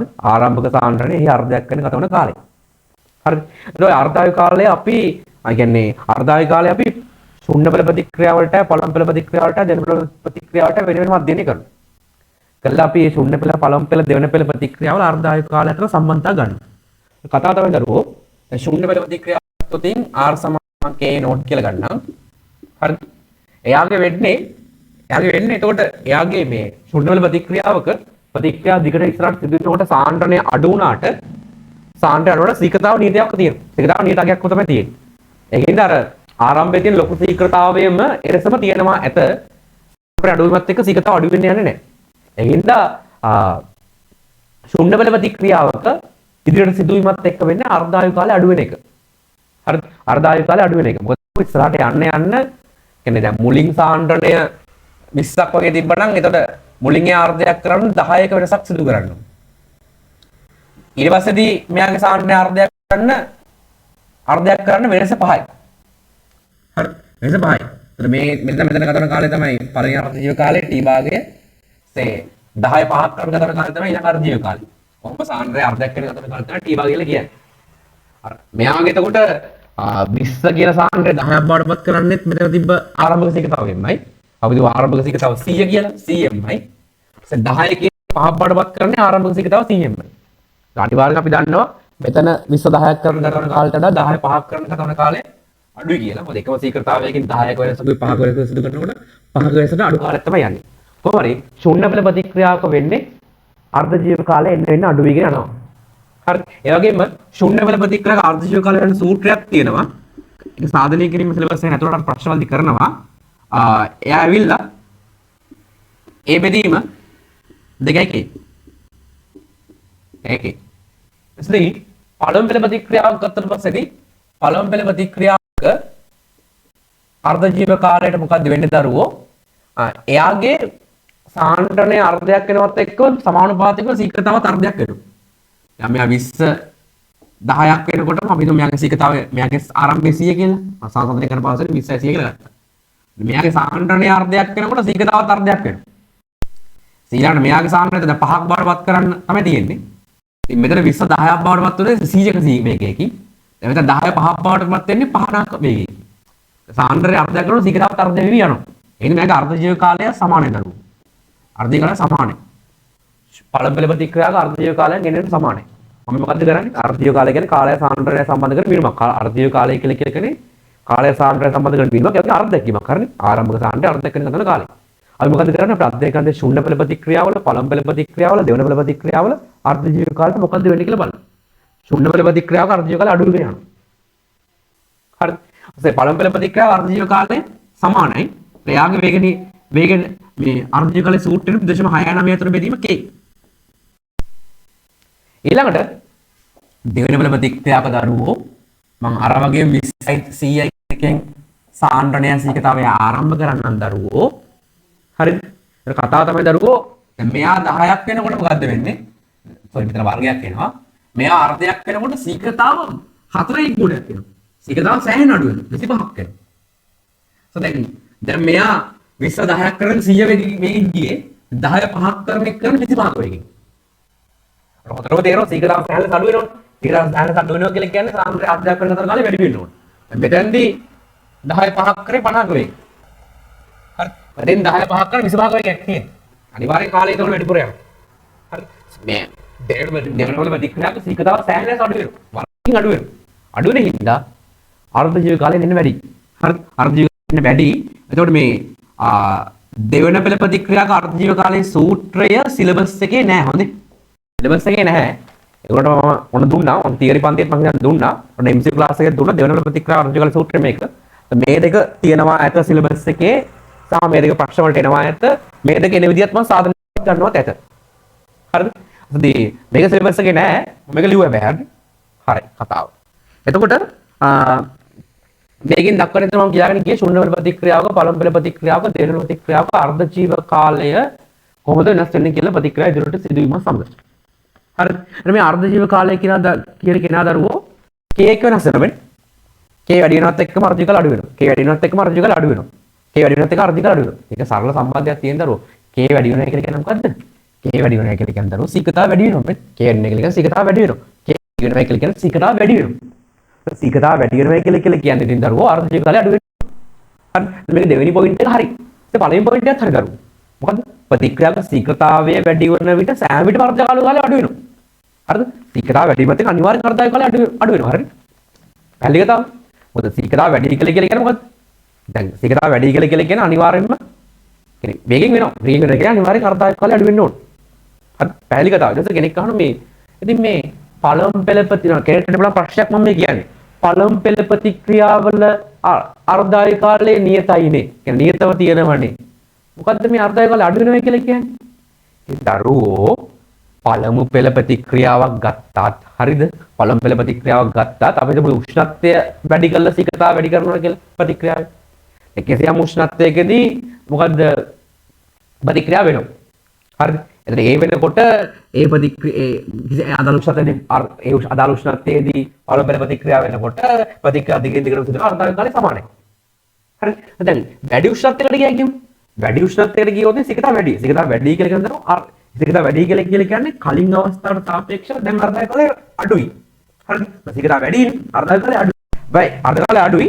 ඒ වගේම ප්‍රතික්‍රියා දිගින් දිගටම සිදුවීමත් එක්ක අර්ධායු කාලය නියතව තියෙනවා. අන්න මම මේ කතාව තේරෙන්නේ නැති හරිද? මම මොකද්ද කියන්නේ? අර්ධායු කාලයේ නියතව තියෙන එක ඕකේ. පළමු පෙළ අර්ධායු කාලය ප්‍රතික්‍රියා දිගටම සිදුවීමත් එක්ක අඩු මොකද නියතව තියෙනවා. දැන් උෂ්ණත්ව දෙකක් ගත්තා කියමු මම මේක නිකන් බෝඩ් එකේ ලියලා පෙන්නන්න. තමයි ඔලුවට ලියුණා ඔලුවට 300යි කෙල්ලින් වලදී t භාගය අපි හිතමු 10 තප්පර නම් 400යි කෙල්ලින් වලදී t භාගය සමානයි මෙතන අඩුයි 5 තප්පර වගේ වේවි. හරිද? ඊටසේ කලඹ 300 කෙල්ලින් වලදී ප්‍රතික්‍රියා සීකතාව අඩු හින්දා අර්ධ ජීව කාලය වැඩි. 400 කෙල්ලින් වලදී ප්‍රතික්‍රියා සීකතාව වැඩි නිසා අර්ධායු කාලය අඩුයි. නියතව කියන්නේ මොකද්ද? මේ 300 කෙල්ලින් වලදී මේ තප්පර 10 කියන එක මේ ප්‍රතික්‍රියා දිගින් දිගට විස්තරට වෙනකොට අර්ධායු කාලය තප්පර 10ක් තියෙනවා. 400 කෙල්ලින් වලදී මේ අදාළ පළමු පෙළ ප්‍රතික්‍රියාව සිදු වෙනකොට අර්ධායු කාලය 5යි තප්පරකට නියතව තියෙනවා. මෙතන කියන්නේ අර මෙතන නියතව තියෙන ප්‍රතික්‍රියා ඉස්සරහ සිදුවීමත් එක්ක. දැන් මෙතන ප්‍රශ්න කරන්නේ මොකද්ද? මේක හොයන දේ ප්‍රතික්‍රියාශීලතාව වැඩි වෙනකොට. ප්‍රතික්‍රියාශීලතාව වැඩි වෙනකොට ශුන්‍ය පෙළ වේවා, පළමු පෙළ වේවා, දෙවන පෙළ වේවා ඕන එකක අර්ධායු කාලය අඩු වෙනවා. හරි. අඩු වෙනවා. මේ අපි අර මේ නියතව තියෙනවා අඩු වෙනවා කියලා කතා කරේ කිසියම් සික්කතාවයක් තියෙන අවස්ථාවකදී ප්‍රතික්‍රියාව ඉස්සරහට සිදු වෙනකොට. ශුන්‍ය පෙළේ අර්ධායු කාලය අඩු වෙනවා, පළමු පෙළේ අර්ධායු කාලය සමානයි, දෙවෙනි පෙළේ අර්ධායු කාලය වැඩි වෙනවා. ඒක ඕකේ. ප්‍රතික්‍රියාශීලතාව වැඩි කරගෙන ගියොත් අර්ධායු කාලය අඩු වෙනවා. ඒක ඕකේ. C පොයින්ට් එක දෙන නැත්නම් උත්පේර ප්‍රතික්‍රියාවල ශීඝ්‍රතාවය උෂ්ණත්වයේ වැඩි වෙන විට අඩු විය හැක කියලා තියෙනවා. මම ඒක කියලා දුන්නා මේ තියරි පන්තිය උගන්වනකොට නම් හරිද චාගරසන් ළඟදී කරේ ඒක මේ තියරි පන්තිය කරනකොට මතක් වෙන එකක් ගාලා ඇතැම් උත්පේර ප්‍රතික්‍රියාවල ශීඝ්‍රතාවය උෂ්ණත්වයේ වැඩි වෙන අඩු විය හැක. සමහර උත්පේර ප්‍රතික්‍රියා තියෙනවා උෂ්ණත්වයේ වැඩි කරනකොට ඒ ප්‍රතික්‍රියාව අඩු වෙනවා උෂ්ණත්වය වැඩි වෙන විට. සමහර වලට ඒක තියෙනවා. හරිද? හරි. පැහැදිලි කතාව. සියලු රසායනික ප්‍රතික්‍රියාවල උෂ්ණත්වය වැඩි කරන ප්‍රතික්‍රියාශීලතාව වැඩි වෙනවා. ඇත්තම ඔය ජෛවික ප්‍රතික්‍රියා එහෙම තියෙන උත්පේරිත ඇත්තම ජෛවික ප්‍රතික්‍රියා තියෙන උත්පේරිත හමුවේ වෙන ඒ උෂ්ණත්වය වැඩි කරන ප්‍රතික්‍රියාශීලතාව අඩු වෙන්න පුළුවන්. එහෙනම් මේ පොයින්ට් එක හරියි. ඒ අන්තිම පොයින්ට් එක තියෙනවා ප්‍රතික්‍රියාව ශීඝ්‍රතාවයේ වැඩි වෙන සෑම විටම එහි සඵල ගැටුම් භාගයද වැඩි වෙයි කියලා තියෙනවා. හරිද? එතන සෑම විටම කියන එක තමයි දරුවෝ වැරදි. හත විවරණය බලන්න. මම ප්‍රතික්‍රියා ශීඝ්‍රතාව වැඩි කරන සාධක වලින් පහක් තියෙනවා. මූලික වශයෙන් පහක් තියෙන එක ප්‍රතික්‍රියා භෞතික ස්වභාවය කියන එක වෙනම කාරණයක්. හරිද? අපි මූලික සාධක හතර මම දාලා තියෙනවා. ප්‍රතික්‍රියා සාන්ද්‍රය වැඩි කිරීම, වායුමය ප්‍රතික්‍රියා සඳහා පීඩනය වැඩි කිරීම, උත්ප්‍රේරක දීම සහ උෂ්ණත්වය වැඩි කිරීම. ඔය කාරණා හතරෙන් දරුවෝ උත්ප්‍රේරක දෙන කොටයි උෂ්ණත්වය වැඩි කරන කොටයි සඵල වැටුම් භාගය වැඩි වෙනවා ඇත. හැබැයි ප්‍රතික්‍රියා සාන්ද්‍රය වැඩි කරන අවස්ථාවේදී වායුමය ප්‍රතික්‍රියාව සඳහා පීඩනය වැඩි කරන අවස්ථාවවලදී සඵල ගැටුම් භාගය වැඩි වෙන්නේ නැත. හරිද? අපි ඒක ඉදිරි ප්‍රශ්නයකදී අවස්ථා රගලා පෙන්නන්නම්. අවසාන සාරාංශාත්මක කියලා කිව්වා. ඔය සාරාංශාත්මක හොඳට දාන්න. දාලා වට මේක අපෙන් තියගත්තා නම් වට හොඳටම තේරෙනවා. නැත්තම් ඔය කල්පනා කරලා බලන්න මේ කරු හතර විවරණය කරගන්න. හරිද? මම ඉදිරියේදී MCQ එක දාන්න අනිවාර්යයෙන්ම පහ වෙනවා ඇත. හරිද? මේ සම්පිටන වැඩි මේක තමයි වැරදි. ඒ හින්දා D පොයින්ට් එක වැරදි. ඒතර උත්තරේ එන්නේ පහ තමයි දරුවෝ එන්නේ. පැහැදිලි කතාව. ඊළඟ දරුවෝ තියෙනවා 21 වෙනි MCQ එක දරුවෝ 21 වෙනි MCQ එක ගත්තට පස්සේදී 21 වෙනි MCQ එක තියෙන්නේ S වල ඉලෙක්ට්‍රෝන කරන ශක්තිය ෆොස්ෆරස්ට සාපේක්ෂව ඉහළ වේ කියලා තියෙනවා. දරුවෝ අහගන්න. ඉලෙක්ට්‍රෝන කරණය හෙවත් ඉලෙක්ට්‍රෝන ලබා ගැනීමේ ශක්තිය කියලා කියන්නේ වායුමය අවස්ථාවේ තියෙන පරමාණු කොට ඉලෙක්ට්‍රෝනක් එකතු කරලා වායුමය අවස්ථාවේ ඇනයනයක් සෑදීමේ ක්‍රියාවලිය. හරිද? ඒක කතාව තමයි ඒ ඉලෙක්ට්‍රෝන කරණය කියන එකට ඉලෙක්ට්‍රෝන කරන ශක්තිය කියන එකට බලපාන්නේ ඉලෙක්ට්‍රෝන වින්‍යාසය සහ පරමාණු කාර්යය. නැත්නම් පරමාණු කාර්යය තුළ තියෙන සඵල නෂ්ටික ආරෝපණය. ඔය කාරණා දෙකයි බලපාන්න දරුවෝ. හරිද? ඒක කතාව තමයි ඉලෙක්ට්‍රෝන වින්‍යාසය ස්ථායි වෙනවා නම් ඉලෙක්ට්‍රෝන ලබා ගැනීම නිසා ස්ථායි වෙනවා නම් එතකොට ශක්තිය පිට කිරීමක් තමයි වෙන්නේ. තාපදායක ක්‍රියාවක් තමයි වෙන්නේ ඉලෙක්ට්‍රෝන කරන ශක්තියෙන්. ඉලෙක්ට්‍රෝන වින්‍යාසය අස්ථායි වීමක් වෙනවා නම් දරුවෝ කියන්නේ ඉලෙක්ට්‍රෝන ලබා ගැනීම නිසා ඉලෙක්ට්‍රෝන වින්‍යාසය අස්ථායි වෙනවා. අස්ථායි කියන ශක්තිය වැඩි වෙනවා තාප අවශෝෂක ක්‍රියාවක් තමයි වෙන්නේ. මේ ඉලෙක්ට්‍රෝන කරන ශක්තිය කියන තමයි ඉලෙක්ට්‍රෝන ලබා ගැනීම ශක්තිය කියන තමයි මම කියන්නේ. හරිද? ඒ පරමාණු කාර්යය ගත්තට පස්සේ දරුවෝ පරමාණු කාර්යය වැඩි වෙනකොට හරි පරමාණු කාර්යය වැඩි වෙන එක කියන්නේ දරුවෝ සඵල නෂ්ටික ආරෝපණය අඩු වෙනවා. හරිද? පරමාණු කාර්යය වැඩි වෙනවා කියලා කියන්නේ සඵල නෂ්ටික ආරෝපණය අඩු වෙනවා. හරිද? දැන් සඵල නෂ්ටික ආරෝපණය අඩු වෙනකොට දරුවෝ ඉලෙක්ට්‍රෝනයක් හරිද? ඉලෙක්ට්‍රෝනයක් ලබා ගන්න පහසුයි. ඉක්මනට ලබා ගන්න. හරි ඉක්මනට ලබා ගන්න. අගන්න මට සඵල කියන්නේ පරමාණු කාර්යය වැඩි වෙනකොට සඵල නෂ්ටික ආරෝපණය අඩු වෙනවා. එතන නෙමෙයි මේ පරමාණු කාර්යය අඩු වෙනකොට සහ සඵල නෂ්ටික ආරෝපණය වැඩි වෙනකොට. ඒ කියන්නේ සරල අර්ථකේ ඉලෙක්ට්‍රෝන වින්‍යාසය කතාව අර්ථකේ ස්ථායි වෙනවා නම් තාප දායකයි අස්ථායි වෙනවා නම් තාප අවශෝෂකයි. ඕකේ ඒක සාධකයක් ඉලෙක්ට්‍රෝන කරණය කරේ බලපාන.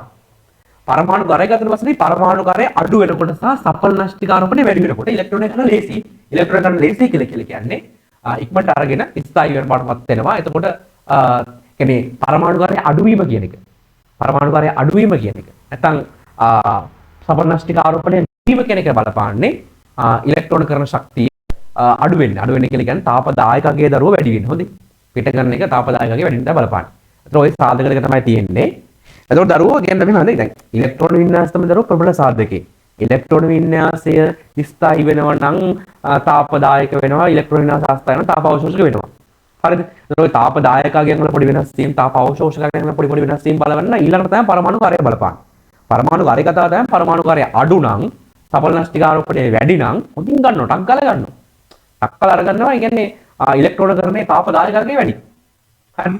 අපි නිකන් මොකද මේ සංඛ්‍යා රේඛා වගේ අඩු වැඩි එක බැලුවොත් ඉලෙක්ට්‍රෝන කරන්නේ අඩු වෙන එක තමයි වෙන්නේ. ඍණාංගයේ වැඩි වෙන්නේ. ඉලෙක්ට්‍රෝන කරන්නේ ඍණාංගයේ තමයි වැඩි වෙන්නේ. පරමාණු කාර්යය අඩු වෙලා සපලනස්ටික ආරෝපණය වැඩි වෙනකොට. හරිද? ඒතර ඍණාංගයේ තමයි වැඩි වෙන්නේ. ඒ කියන්නේ පොදුවේ සංඛ්‍යා රේඛාව ගත්තොත් ඉලෙක්ට්‍රෝන කරන්නේ අඩු වෙනවා. තාප දායකගේ වැඩි වෙනවා. හරිද? පැහැදිලි කතාව. ඒතර මේ පරමාණු කාර්යය කියන්නේ සෙකන්ඩ් චොයිස් එකක්. හරිද?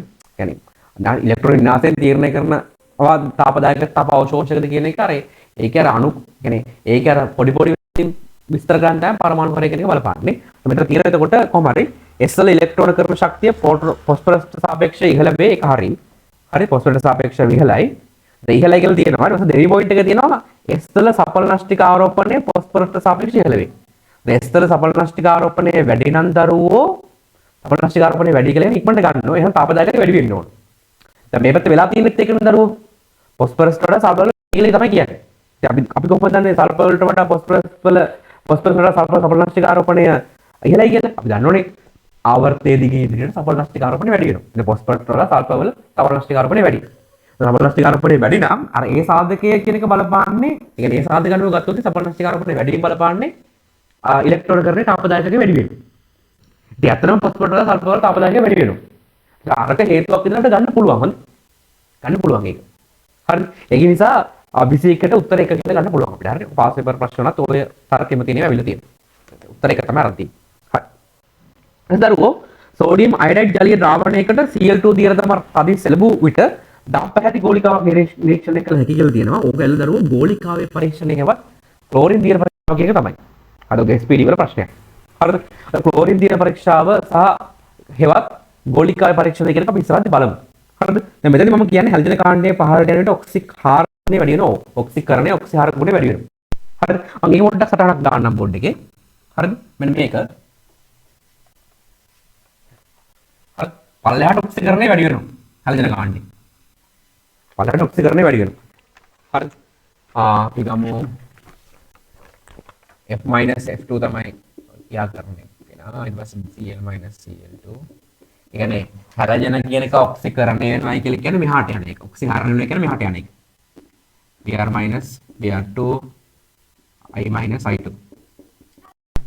ඕකේ කොහොමද කතාව තමයි හැලජන කාණ්ඩයේ පහළට ඔක්සිකරණය වැඩි වෙනවා. ඔක්සිකරණය වැඩි වෙනවා. ඔක්සිකරණය වැඩි වෙනවා කියලා කියන්නේ ඔක්සිහාරක හැකියාව වැඩි වෙනවා. මෙහාට තමයි එතකොට දරුවෝ ඔක්සිහරණය වැඩි වෙන්නේ. දික්තගුණනේ. ඔක්සිහරණය වැඩි වෙනකොට ඔක්සිහරණය වැඩි වෙනවා කියලා කියන්නේ ඔක්සිකාරක ගුණය වැඩි වෙනවා. ඔක්සිකාරක ගුණය වැඩි වෙනවා. පැහැදිලි කතාව. පල්ලෙහාට ඔක්සිකරණය වැඩි වෙනවා, ඔක්සිහාරක ගුණය, ඔක්සිකරණය වැඩි වෙනවා, ඔක්සිහාරක වැඩි වෙනවා. ඊළඟට ඔක්සිහරණය වැඩි වෙනවා, ඔක්සිකාරක ගුණය වැඩි වෙනවා. ඒක දරුවෝ කතාව තමයි අපි කියනවා මේ 17 කාණ්ඩයේ හැල්ජන වල තියෙන විස්ථාපන මූලධර්මය කියලා එකක්. හරිද? අපි ගෝලිකා පරීක්ෂණයක පස්සේ බලමු. හරිද? එතන මම කියලා දෙන්නේ මේ 17 කාණ්ඩයේ තියෙන විස්ථාපන මූලධර්මය කියලා. විස්ථාපන මූලධර්මය කියන්නේ දරුවෝ ඉහළ තියෙන කෙනට පුළුවන් පහළ කෙනෙක් විස්ථාපනය කරන්න. හරි. උදේ විස්ථාපනය කරනවා කියන එක අදහස් තමයි දරුවෝ මේ ඔක්සිකරණය කරනවා කියන එක. දැන් මෙතනදී තියෙන විදිහටම ගත්තොත් ඒ Cl2 වලට පුළුවන් හරි I එක I2 කරලා ඔක්සිකරණය කරන්න. හරි. ඉතින් බලන්න පල්ලෙහාට ඔක්සිකරණය වැඩි වෙනවා. පල්ලෙහා කෙනා ඔක්සිකරණය වෙනකොට ඉහළ කෙනා ඔක්සිහරණය වෙනවා. හරි. ඒක තමයි තියෙන්නේ. දැන් මෙයා ඔක්සිහරණය වෙනකොට මෙයා ඔක්සිකරණය වෙන්න පුළුවන්. අපි අනිත් පැත්තට වෙන්නේ නැහැ. හොඳේ. පල්ලෙහාට ඔක්සිකරණය වැඩි වෙන්නේ. ඔක්සිහරණය වෙනකොට මෙයා ඔක්සිකරණය වෙන්නේ නැහැ. එහෙම වෙන්නේ නැහැ. හොඳේ. මොකද පල්ලෙහාට ඔක්සිකරණය වැඩි වෙන්නේ. මෙයා ඔක්සිකරණය වෙනකොට ඉහළ කෙනා ඔක්සිහරණය වෙන්නේ. හරිද? මෙතන තියෙන ඒ සීන් එක තමයි දැන් පල්ලෙහා කෙනා ඉහළ කෙනා ඔක්සිහරණය වෙනකොට පහළ කෙනා ඔක්සිකරණය වෙනවා. හරිද? ඒ වගේම මෙයා ඔක්සිහරණය වෙනකොට විද්‍යාවට සම්බන්ධ කරන්නේ නැහැ. ඔක්සිහරණය වෙනකොට මේ ඔක්කොම ඔක්සිකරණය කරන්න පුළුවන්.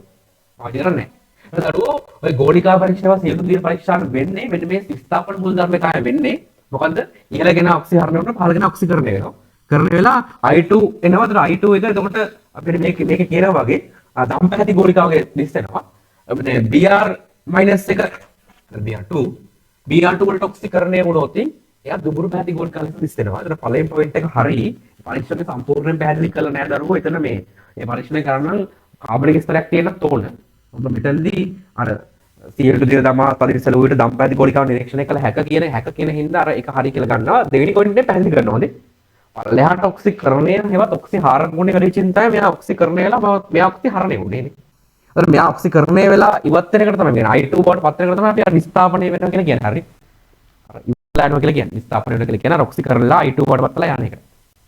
හරි. කියන්නේ මුල් ඩ්‍රයිව් බවට පත් වෙලා යන එකට තමයි විස්ථාපනය වෙනවා කියලා කියන්නේ. හරිද? පහළ කෙනා තමයි විස්ථාපනය වෙන්නේ ඉහළ කෙනා මගින්. ඕකේ කතාව. එතකොට ඒක ඕකේ.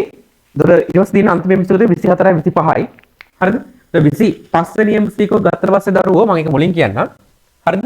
ඔයාලට මම මේ කියලා දෙන්න මෙන්න මෙහෙම කතාවක්. හරිද? මට කතාව අපිට දරුවෝ ලවණ වෙන් කරන්න පුළුවන් ආම්ලික භාෂ්මික උදාසීන කියලා. හරිද?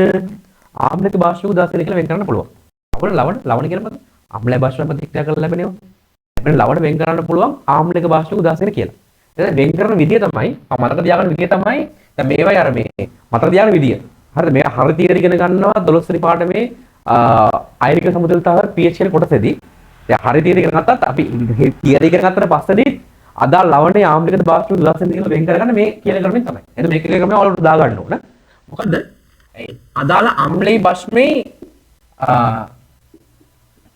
ප්‍රබල ආම්ල භාෂ්ම. මෙයා ප්‍රබල භාෂ්ම නම් හැදෙන ලවණේ දරුවෝ උදාසීනයි. හරි උදාසීනයි. හරි ප්‍රබල ආම්ල ප්‍රබල භාෂ්ම හැදෙන කෙනා උදාසීන. ඊට පස්සේ ප්‍රබල ආම්ලයයි දුබල භාෂ්මේ නුයි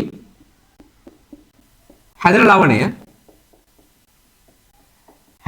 දරුවෝ අම්ලයේ ප්‍රබල දැන් මතක ගන්න එහෙම හරිනේ. ප්‍රබල අම්ලයයි දුබල භාෂ්මයයි නම් එතනදී හැදෙන ලවණය දරුවෝ ආම්ලික ලවණයක්. ආම්ලික ලවණයක්. හරිද? ආම්ලික ලවණයක්. හරිද? පැහැදිලි කතාව. ඉතින් ඒක අනිත් පැත්ත දුබල අම්ලයයි ප්‍රබල භාෂ්මයයි නම් එතනදී හැදෙන ලවණයට කියනවා භාෂ්මික ලවණයක් කියලා. භාෂ්මයේ ප්‍රබල හින්දා. ප්‍රබල මම කෙටියෙන් කියන ප්‍රබල භාෂ්ම දුබල අම්ල.